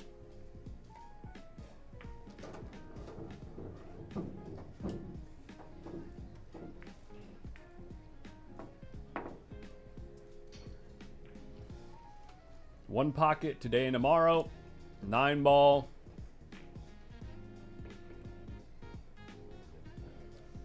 You can tell Steve is definitely going to be shooting the what we call the dipsy doodle, making sure those balls are frozen. It's not as important for those balls to be frozen if you're playing the defensive shot, but since he has an open lane up there at the top left side of the table, sometimes a 13 ball goes 2 rails in your hole, and then if you draw this ball really good, you can get the 9 to go straight to the hole without touching any rail. Is this going to open up? It doesn't. Great cue ball, though. And put some pressure on his side.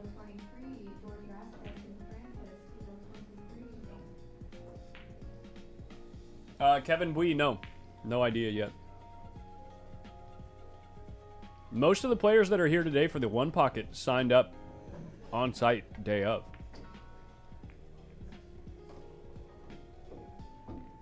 From the looks of it and from the way things are sounding, the 9-ball tournament is likely to be pretty much, you know, like 99% California players.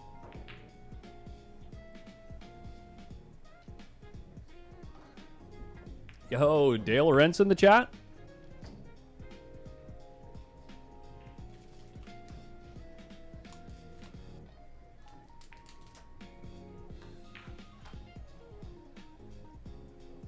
Do not try that at home, folks. You almost always sell out a bank.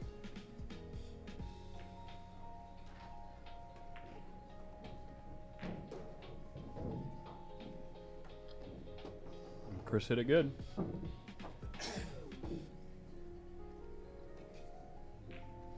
Yo, Shannon. Shannon asked you coming in renewing the channel membership. Thank you, girl.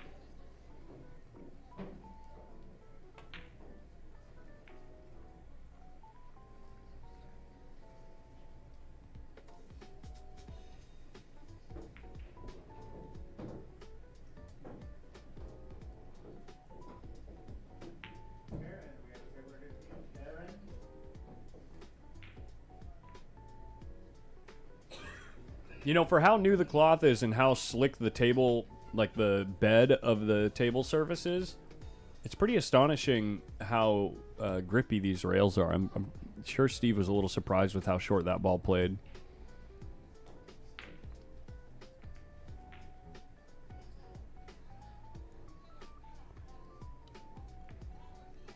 Oh, Dale sent you over. Okay, well, right on, Justin.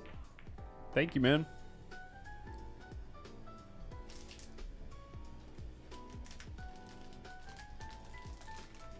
Is he late in the bracket in one of his regional things, regional tournaments he does?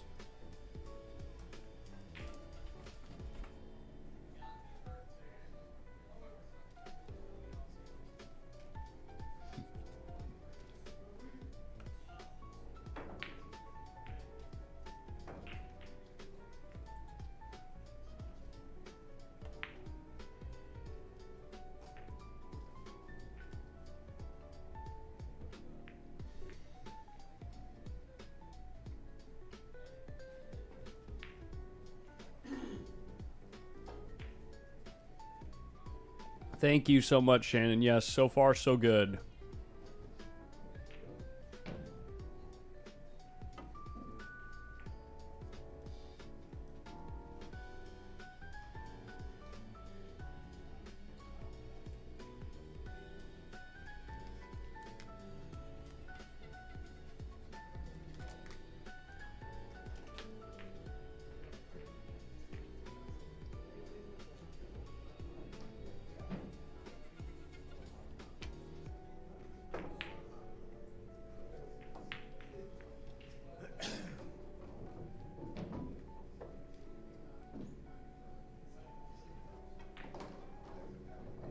Oh yeah, Billabong, thank you. I didn't realize I didn't take a ball off when, I guess, Chris scratched.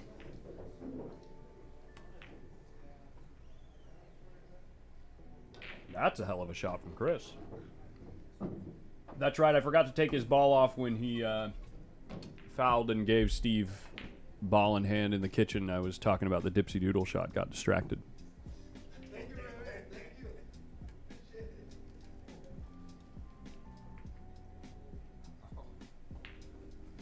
I wonder if this one is playable somehow.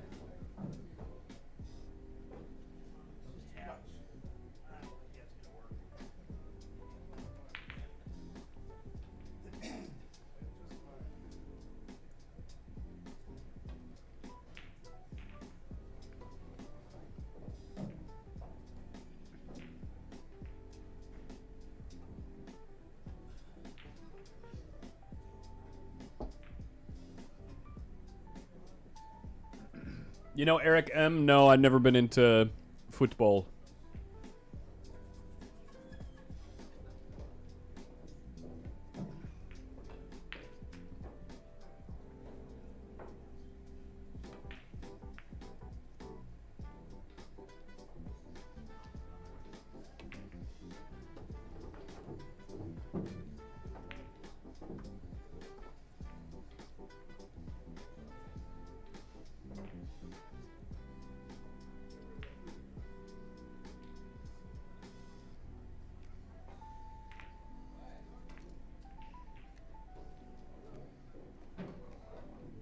Steve going after this two-railer. It feels kissy for some reason. It feels like the cue ball wants to get back in the way. No, it doesn't. Got out of the way just fine. No scratch off the back of the 8. Look, he's got the 13 ball protected by the 8 and 2. That's just sick. I think the 8 might go in the corner. And if it does, Chris has to make it.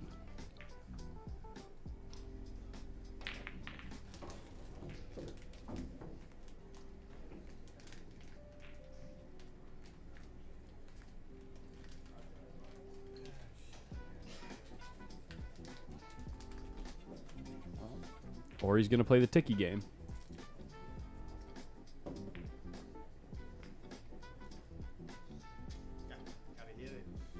No rail.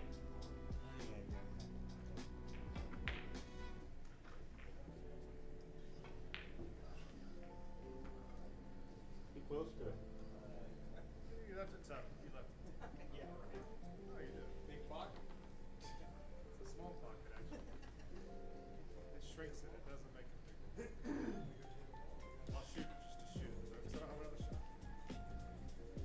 I was afraid of drawing that back from scratch.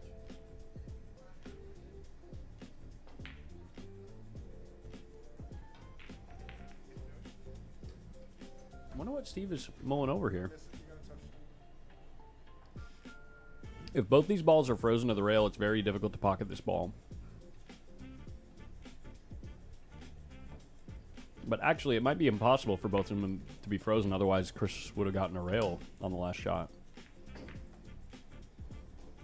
Wow, that was perfect there. Yeah. Right here, and it just came off the fucking rail. Yeah, he was talking about the... Yeah, you guys know what he's saying. You guys know what he's saying.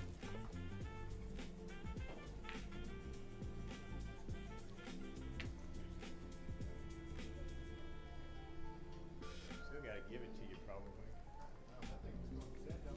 Robert Colville, it's like the Olympics for soccer. It only happens every 4 years. The World Cup. That's what I heard. And it's Oh, boy. it's like a very high stakes tournament, right? Like I think every match there's a lot of weight behind each match. The way the tournament is structured. It's good storytelling.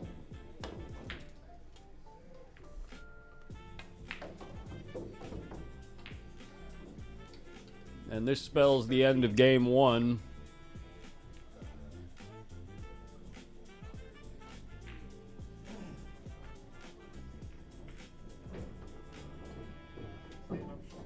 Unless Steve comes up a mile short.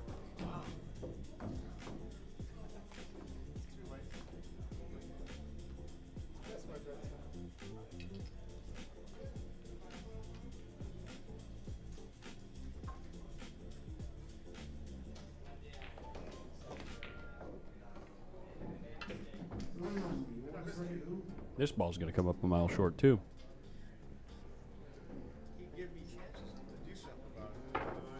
Clay, we'll catch you on the next one, buddy. Just chill and chat at home.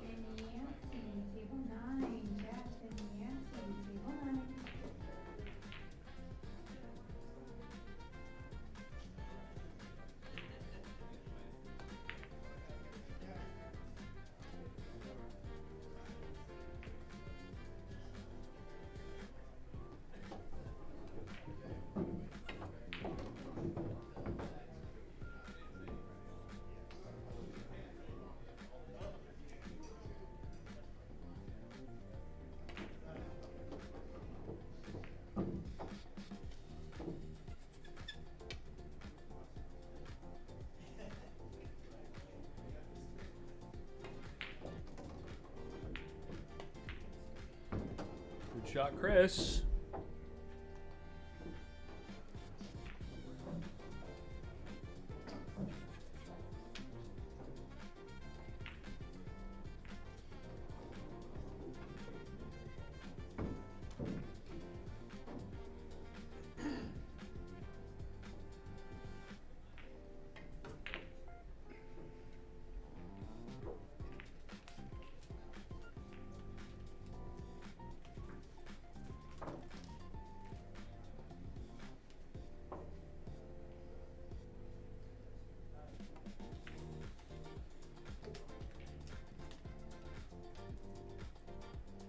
Yeah, Eric, I think it just speaks volumes to the structure of the event.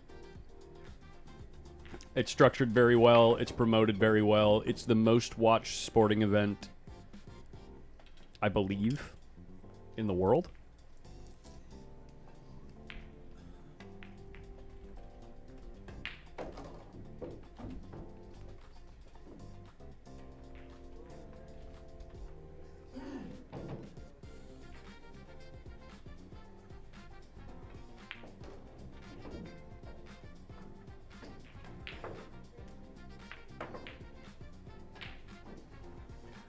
FIFA estimates that over 5 billion people, more than half of the global population, will engage with the tournament across its month-long duration. So, yeah.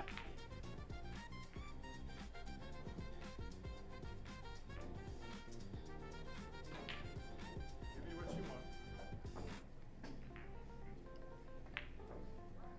I like this play to make the 6-ball.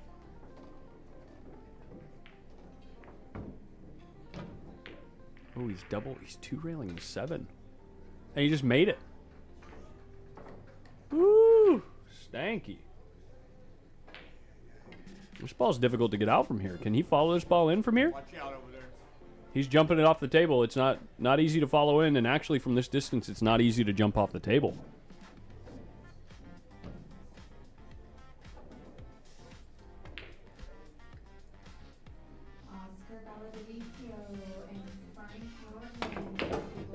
Yeah, not easy.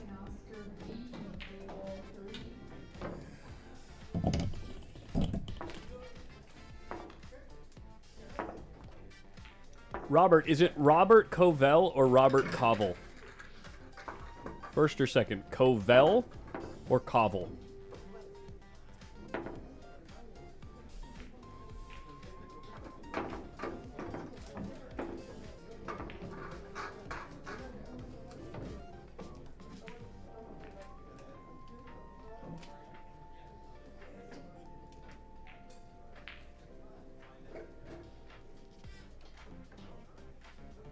Covell. Got it. Shout out to Round Corner George. Sacramento. Represent.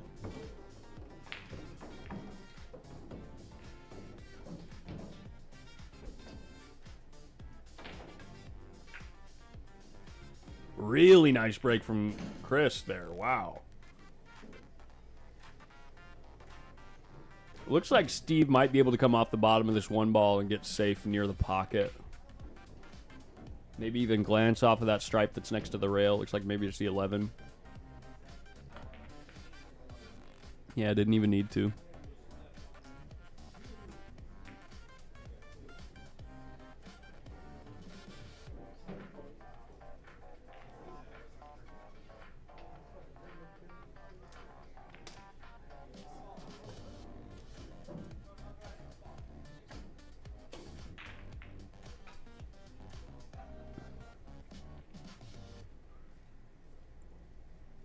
Well, Chris, trying to make a lot happen, getting nothing out of it.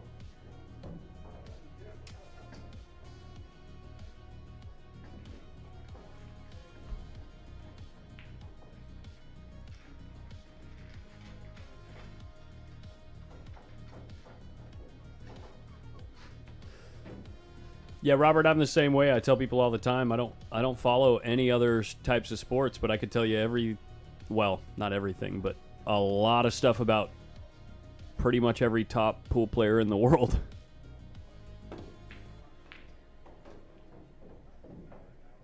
It's a pretty good cue ball. Chris doing what Chris does. Duck and cover. It's like he might have left the window to this 11 ball. You could follow the 11 and get to the left side of the 12. It looks like just hit a nice full hit on the 11. Yeah, good shot.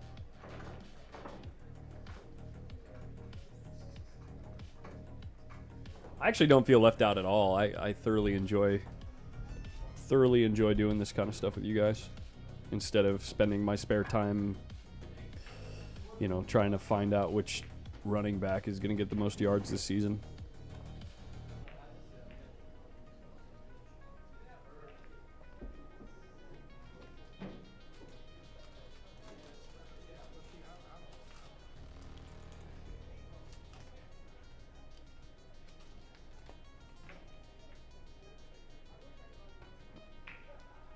Hell of a shot by Steve.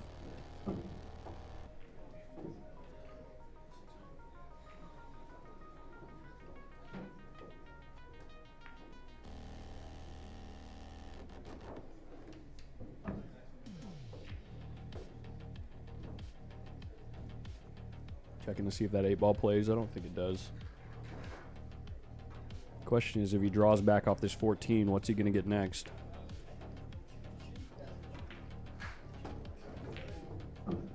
Maybe the 8 does play.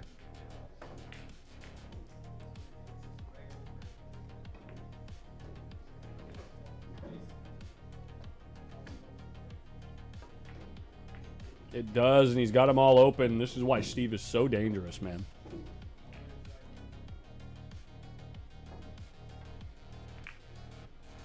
Shannon, when I am back in full force in July, I'm going to be releasing all that information.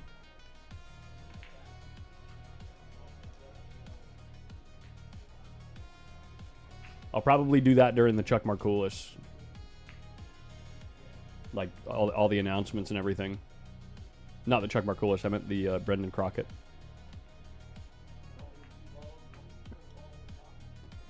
Trying to scratch.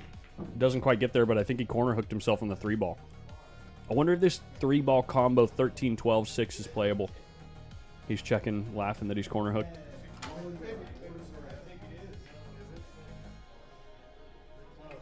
And he's checking the combo. Imagine this goes.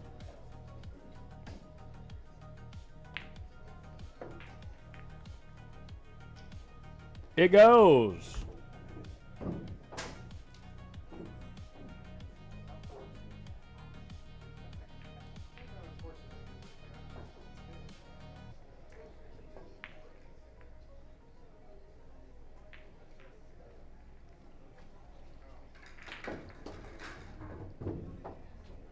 Gosh, he gets so much out of his cue ball with so little angle.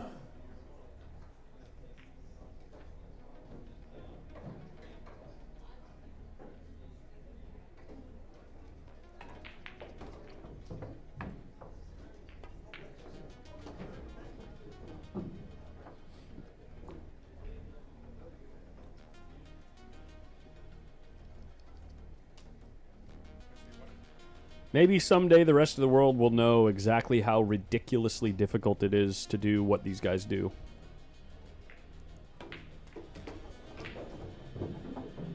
That's game 2 right there.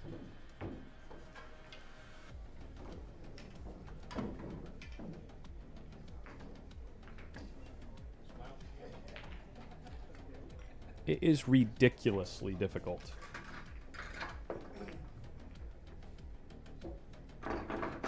I know that there's a lot of mainstream sports that are absurdly difficult, but like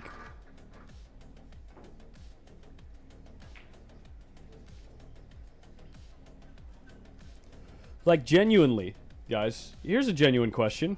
Whoops. Here's a genuine question. What do you guys think in the chat? If 90% of the population at large across America played pool.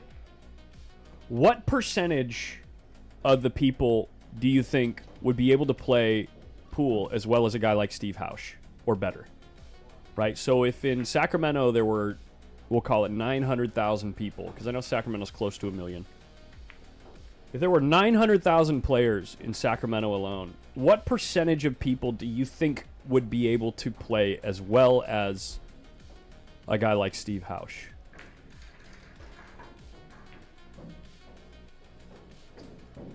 I think the percentage is smaller than you would think.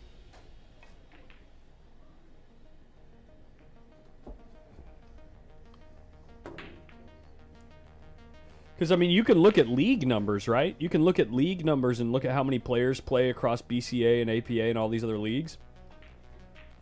And I think it's around 500,000 or something like that, right? 35%. I don't think so. I think it's less than 2% by far. I think it's not even close to 1%, actually.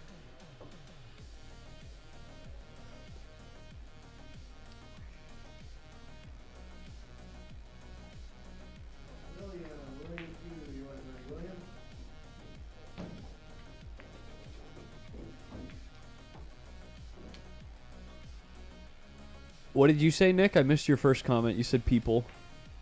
I missed the first one.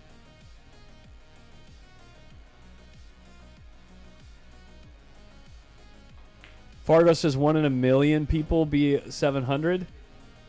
I think it's less than that, actually. I think it's...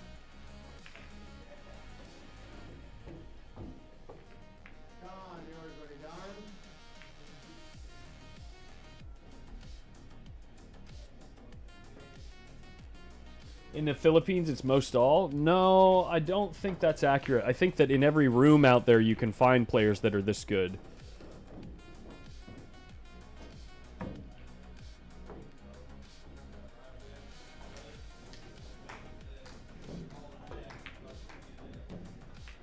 I know it's a much denser population out there, but yeah, that's a good point. I mean, fair point. Maybe it is more than 2 or 3%. Because it is probably close to 1, 2, or 3% out in the Philippines, right? Of active players are this good. That's a fair point. It's a good what would you call it? Like a litmus test or whatever. Philippines is probably a reasonable, like, case study.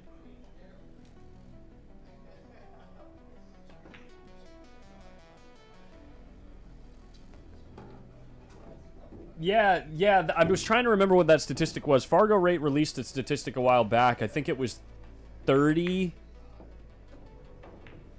in every million are 600, but that's including non-pool players. So in any given like in California, there's 40 million people, right? So what's 40 times 30? There's 1,200 players that play better than 600 Fargo. In California. I think that was the statistic they released from Fargo Rate. I can't remember.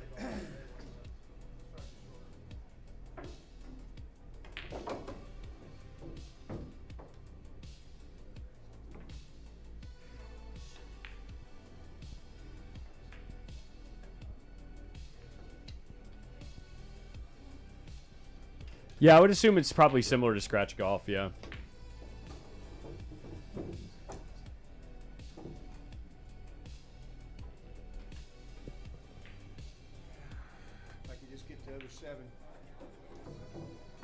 Chris just said if I could just get the other 7. Yeah. Yeah, that's how it feels sometimes.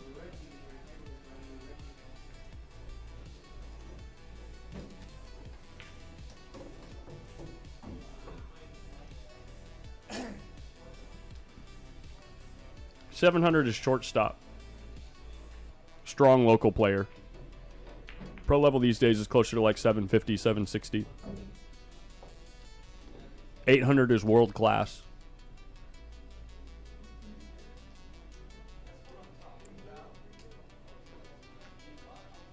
I think there's around 100 players over 800 Fargo these days.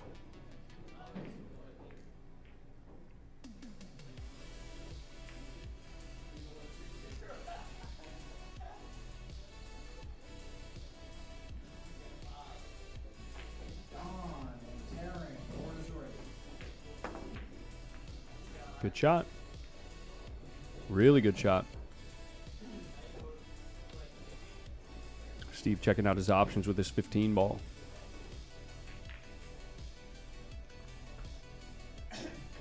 Letting the guy next door go first.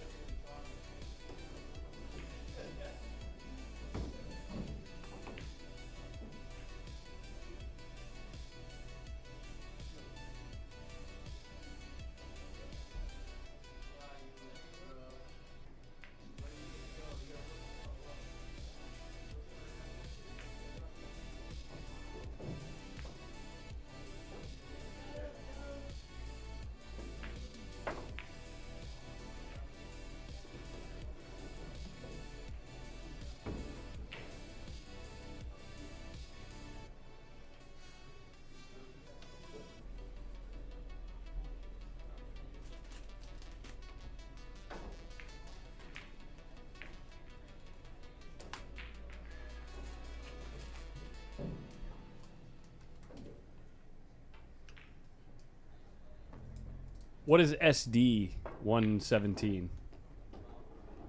I know that the average for a long time was 466. The last that I heard, the average Fargo rate was 466. What do you mean by SD is 117?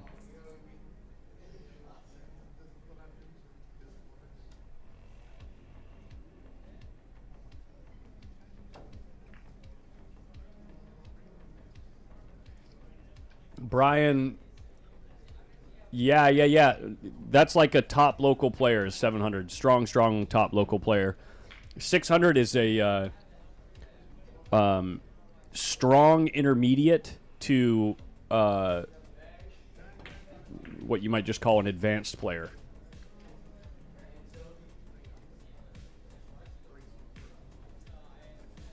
Oh, standard deviation. Gotcha.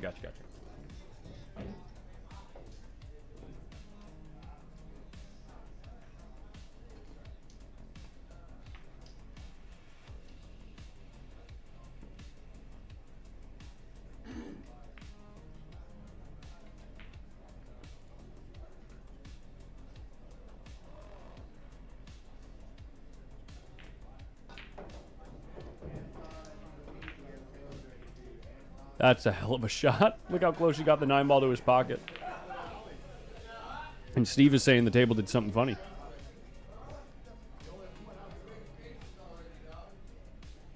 Does Chris have 2 and I just can't see one of his balls? I think Chris has 2. Let me double check here. He must have the 8 ball down there too.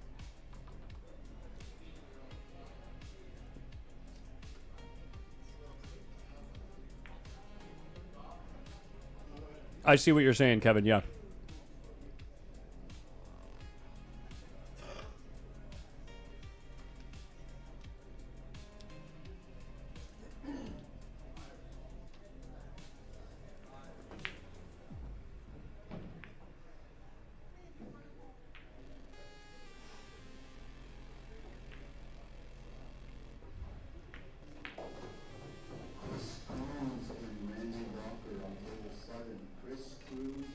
That sounds about right, Kevin.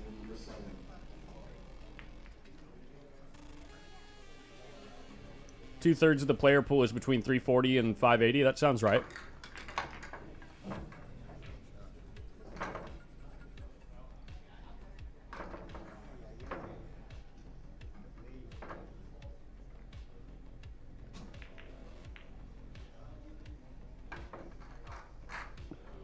It falls off quickly after that. Yeah.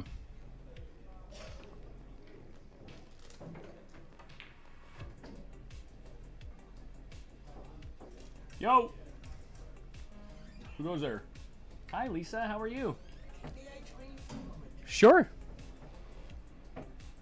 Lisa McCord. Local player, local enthusiast. Plays in... How many leagues do you play in, Lisa, these days? 3 leagues, yeah. Very active, avid lover of the game. What are you up to today? Actually, I was at home when I saw this pop up. and I was watching it, Yeah. and I thought, you know what? I'm just going to go down there and say hello and check things out. Yeah, nice. I thought it Nice. started tomorrow. I didn't realize it started today. Yeah. Starts Thursday evening and then all day Friday, Saturday, and Sunday. I don't think they're starting the 9-ball tournament until Saturday, though. I think with the Amar, they started the 10-ball tournament on Friday. I'll have to confirm that, actually. Sorry about that noise, guys. And I was talking to Max Eberly earlier. He wanted to know when Brendan was, Oh, yeah. because he wanted to try to get out here for that. Right. I think that's in August. Signups close on Saturday at 10:30 a.m. for the 9-ball. So, yeah, they are starting that on Saturday. Well, if I didn't have plans, I would come and donate. Yeah. But I came down and got some raffle tickets. It's the fun format for 9-ball. It's one on the spot template rack, so it should move fairly quick. Okay. People are going to be making a lot of balls on the break, and yeah, it's not like that slower, grindier matchroom 9-ball, especially at this skill level. It can make the game go a lot slower playing that other format. How you doing? Good. Glad to be Bad. streaming. Really good. Yeah, we've had a really good last couple of months. Nice. Yeah. Yeah, glad to have some pool to watch, actually. It's been a while. Yeah. Well, you've been missed also. Oh, yeah. Yeah, I definitely miss being here. Oh, Way just did not scratch. Easy game.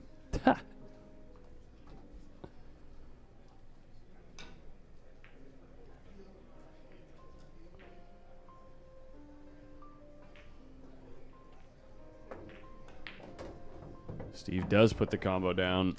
Yeah, it's going to be difficult to continue his run after this 12. It looks like he might have an angle to go forward and try to glance off the 11 ball, but the odds that you can go into this with a lot of speed and actually hit those hard enough to get a shot afterwards is, I mean, it's pretty low, especially with being jacked up over the 7 ball. Let's see if you can do something special.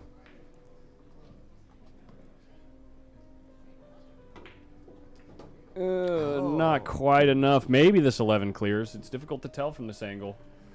That's kind of what I mean. It's like really tough to get the ball moving enough to get those balls to spread. It looks like maybe it goes, or maybe he can see the 9 ball. Yeah, the 9 ball works. I think Steve might be out from here, guys. He needs, 4 if I'm not mistaken. Chris has 2. And if he lays with a really nice angle on this 11 ball, it should be doable for this guy because the 14 passes the 13, it looks like.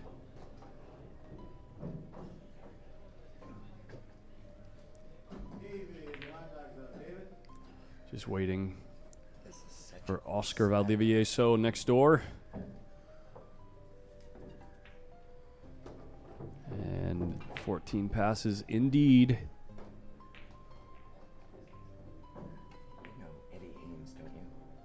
I do know Ed Ames, yeah. You know, he just passed away. Oh, I did not know that. I just found that out before I got here. Oh, wow. I don't know why or how, but Yeah, he's been around here. yeah, been around a long time. Well, I'm sure that there's some people out in the chat that will be shocked to hear that. Rest in peace, Ed Ames. Always was a really nice guy, interacting with him. But that's going to do it for Steve. If anyone in the chat actually has more information, you don't have to share it in the chat. Just send me a DM, actually. I'm personally curious. Ed was a nice guy. Sandra is the one that I saw her post. Sandra Okay. Hartley. Yeah. Steve moves forward on the winner's side, and we'll be looking at probably, I would assume, either the Ernesto or the Francis match next. Let's see what... I know Ernesto was still playing when I was on my way up here. There's going to be another one because he's going to be playing Elijah Palmer. We probably won't end up watching that one. Actually, that's going to be a little one-sided. Is Oscar playing a match right now? Probably. He already played. Oscar already played on stream. He's going to be playing. Oh, he already finished versus Eitan Mizrahi. So let me go check with the TDs. Make sure we have a match to watch. I'll be right back, guys. I don't know. I'm not going to be very.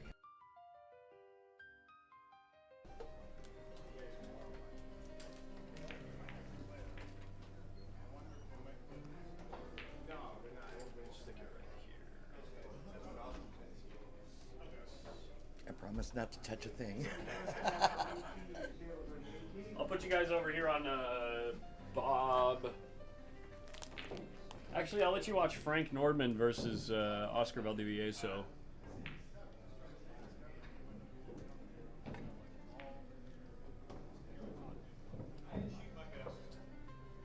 Come on.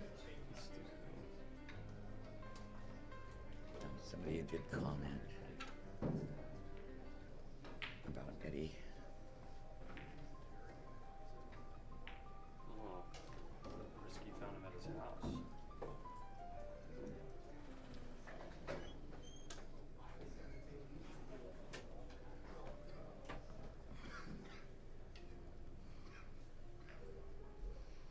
Riley, first call for Riley. Table ready, Riley. Well, I don't know much about One Pocket, so I won't be doing any commentating on that. I'm just here to keep the seat warm till Collins gets back.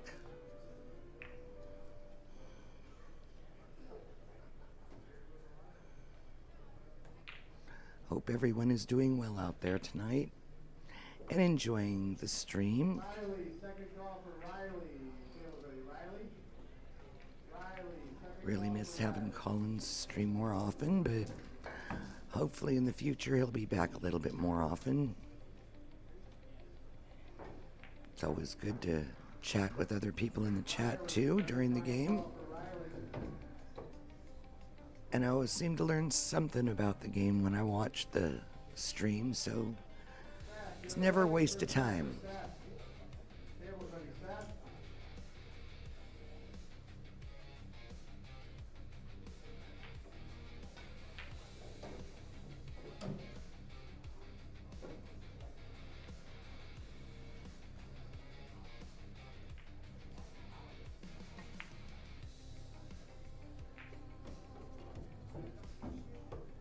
Thank you, Eastern Sierra, for the update on the Brendan Crockett.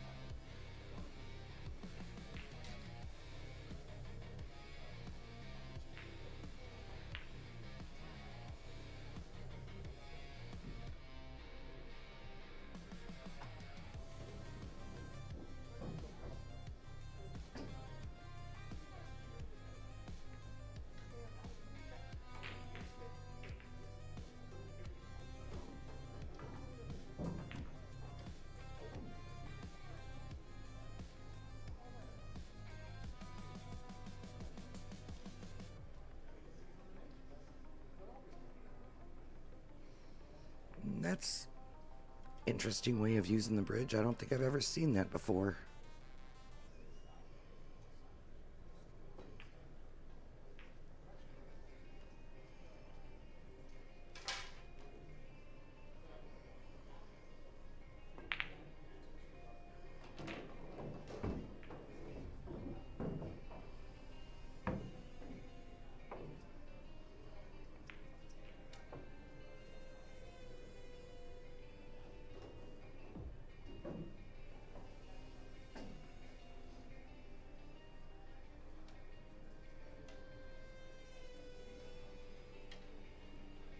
Yeah, one pocket sure does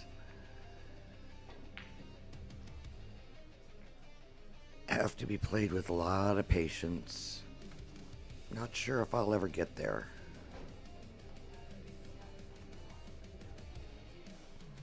Right, Arctic?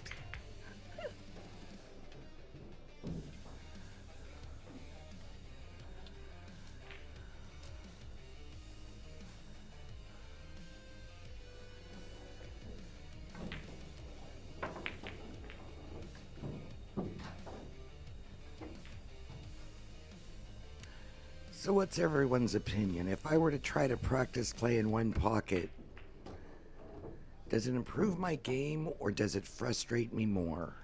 What do you guys think?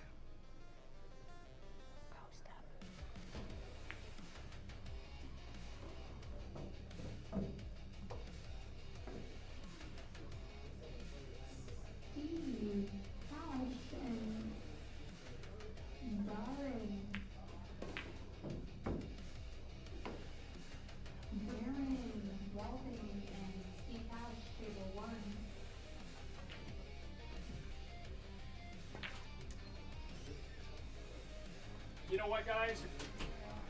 I'm actually going to call it a night. Because we've only got 3 more matches to be called.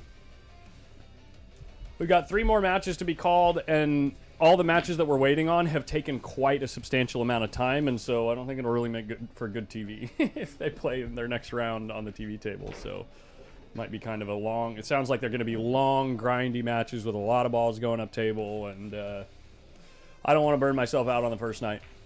So,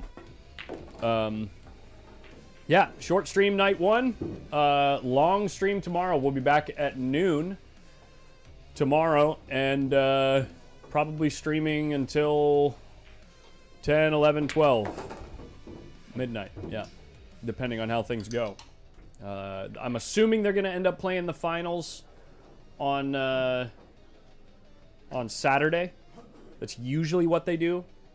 But, I mean, who knows? If things go quickly, which they very rarely do, but if things do end up going fairly quickly, I'm sure they'll finish it tomorrow. But they'll likely try to avoid playing the finals at, like, midnight or something like that. So, we shall see.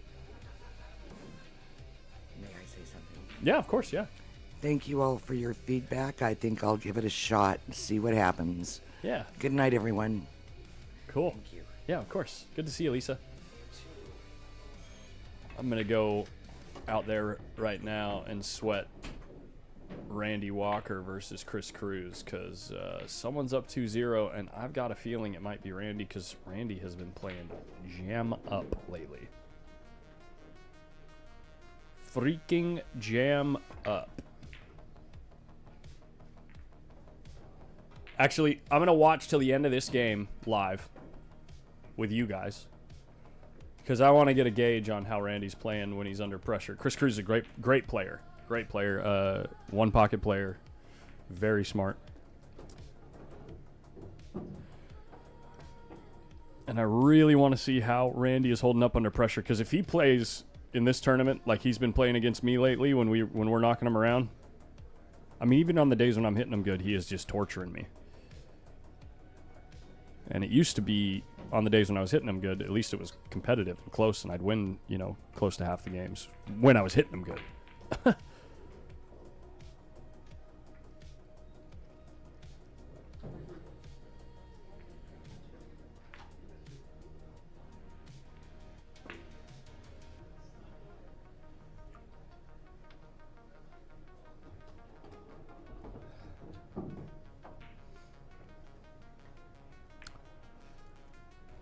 My Fargo is certainly not accurate right now. I'm probably playing more like a 540, but at least at one pocket I don't necessarily have to run the balls as good.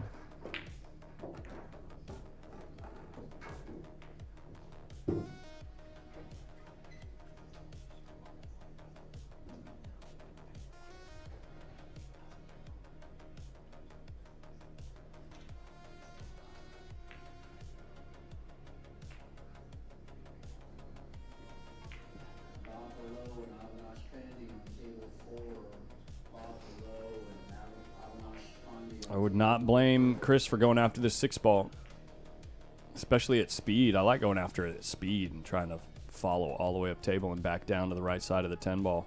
I mean, not all the way down to the right side of the 10-ball, but getting the cue ball way over there, if that makes sense. Like near the side pocket, maybe. He's going pocket speed. And he's almost made the ball. Is it going to fall? Doesn't look like it. Oof. That one's on layaway.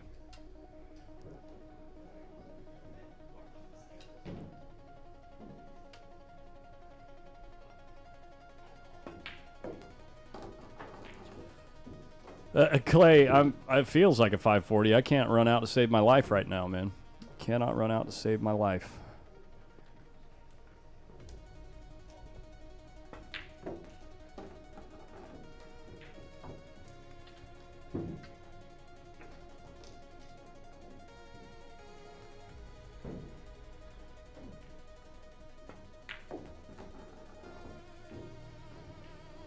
That's a great shot from Randy. Look at this.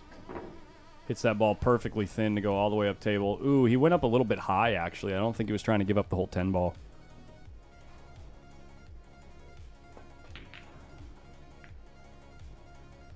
This Chris can get rid of this 10 ball for free from here.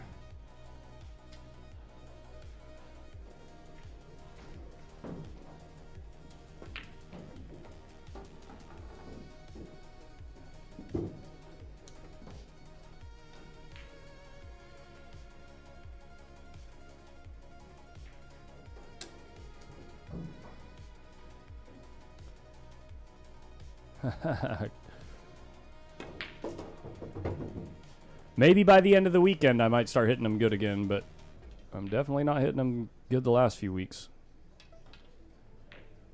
Wow, he let his cue ball go. That's no good. He left the easy bank on the 12, and it looks like it might be free.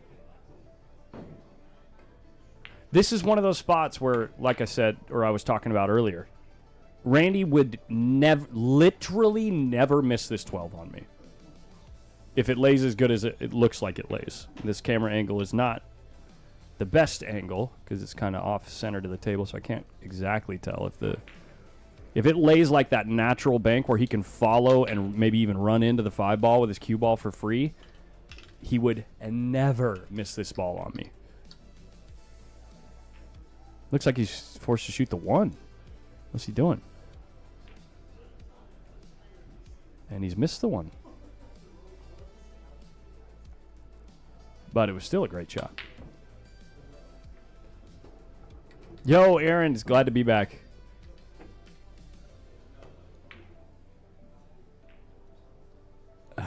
Clay, yeah.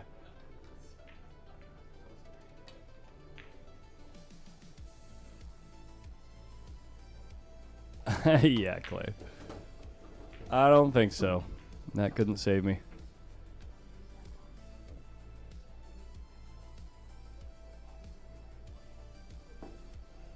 Chris trying to figure something out with his 7 and 1 ball. Not sure what's going on there. By the way, let's try and see if we can zoom into the score out here.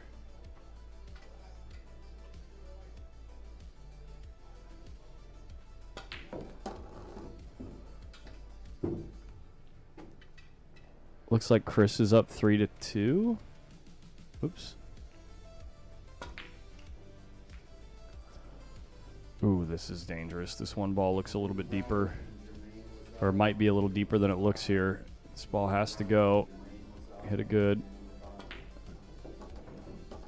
So then that should put us at 3 apiece. He's going to drop it in the tray here.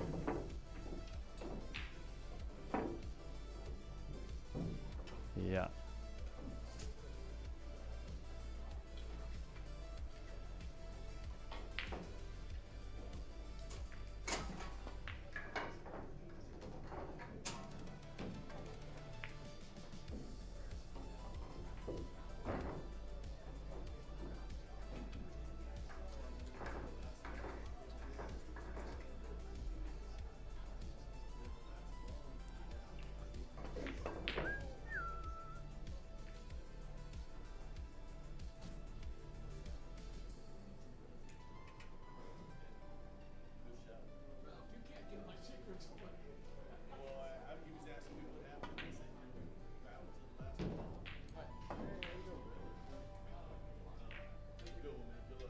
You just gave him the 10. Oh, Randy. Randy. And it looks like he might be able to follow to the right side of the 7 without a care in the world. And he's looking at the 7 right now.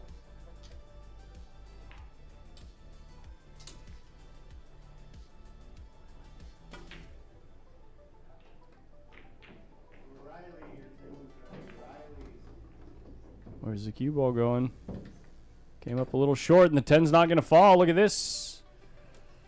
This 7 is ultra thin. I don't think it goes.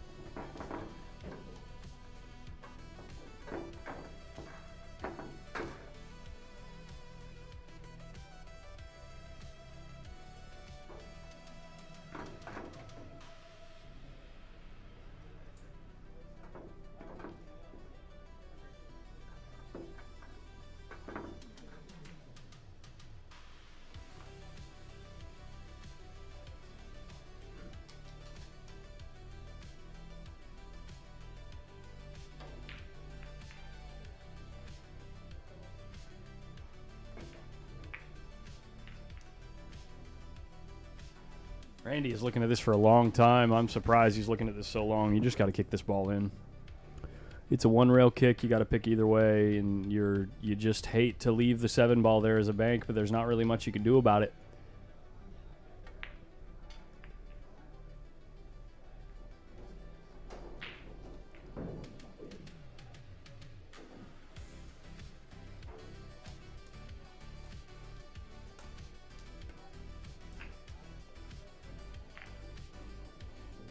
He's bank of the 8.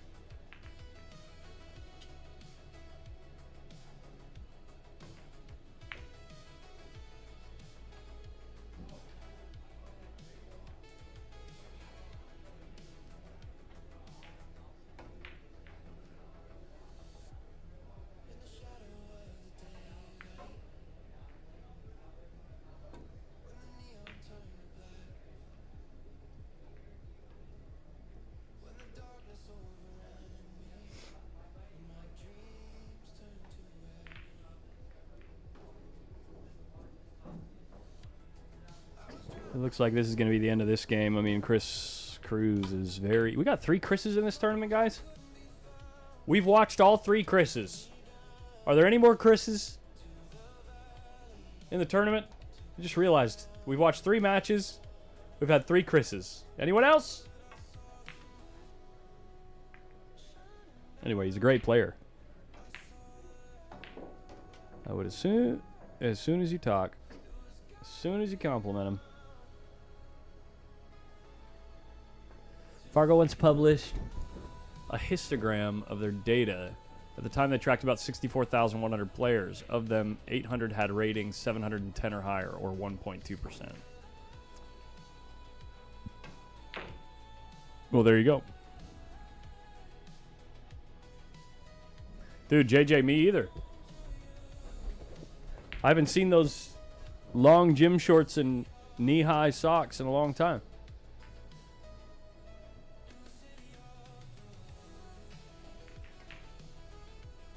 Oh boy, Randy. Here's your chance. Get on the 12 ball, win the game.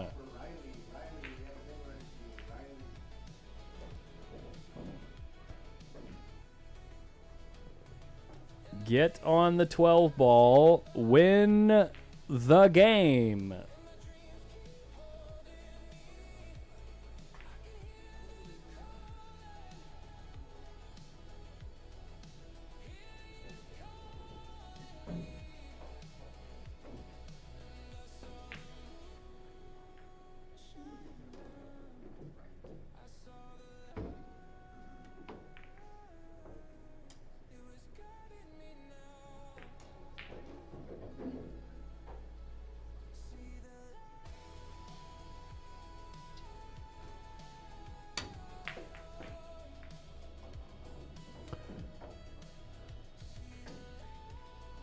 How's he looking on this 7? I don't think he can hold it on the 12. This is not a good spot.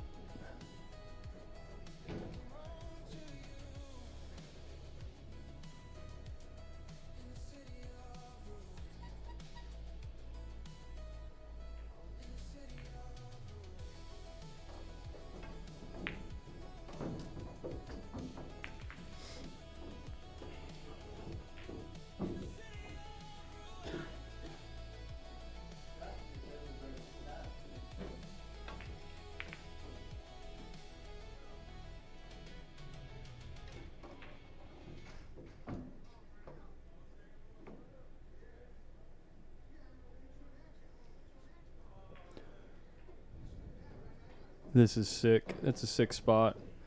I think you're supposed to just bank the 3 up table and put him on the left side of the 2 from here. I don't like cutting this ball.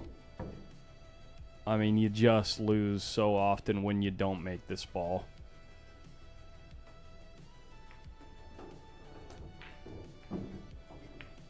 And here's your sign.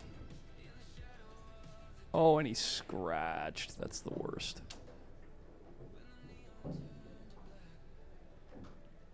That's the worst, and the 15 ball's in play, so easy starter ball for Chris.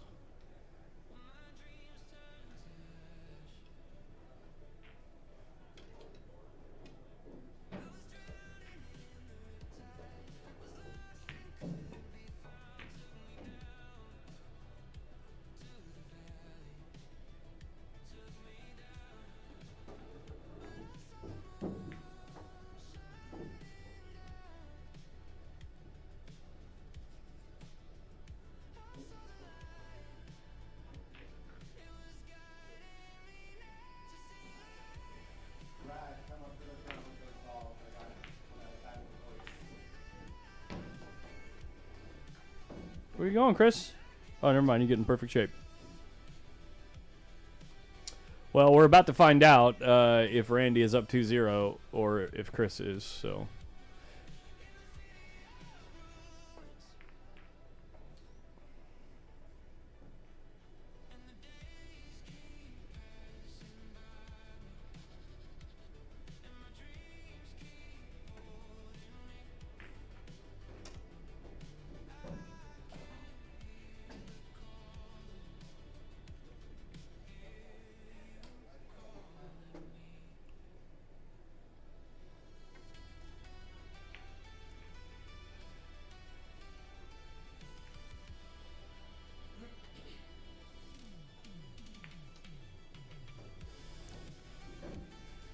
And that was actually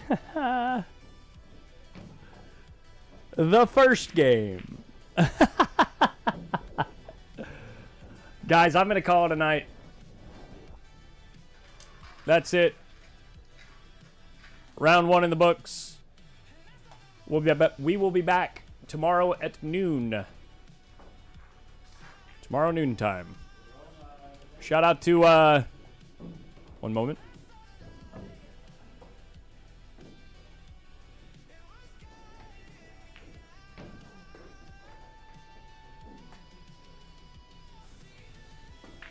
Here we go. Shout out to Peach Hour.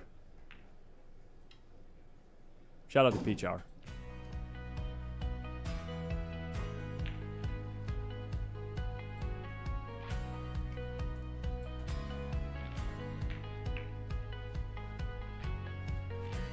Sorry that was so loud.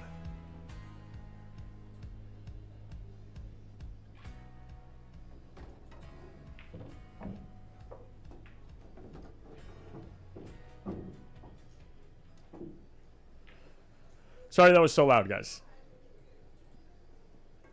But also check out this commercial about their break queue. Oops. Whoops.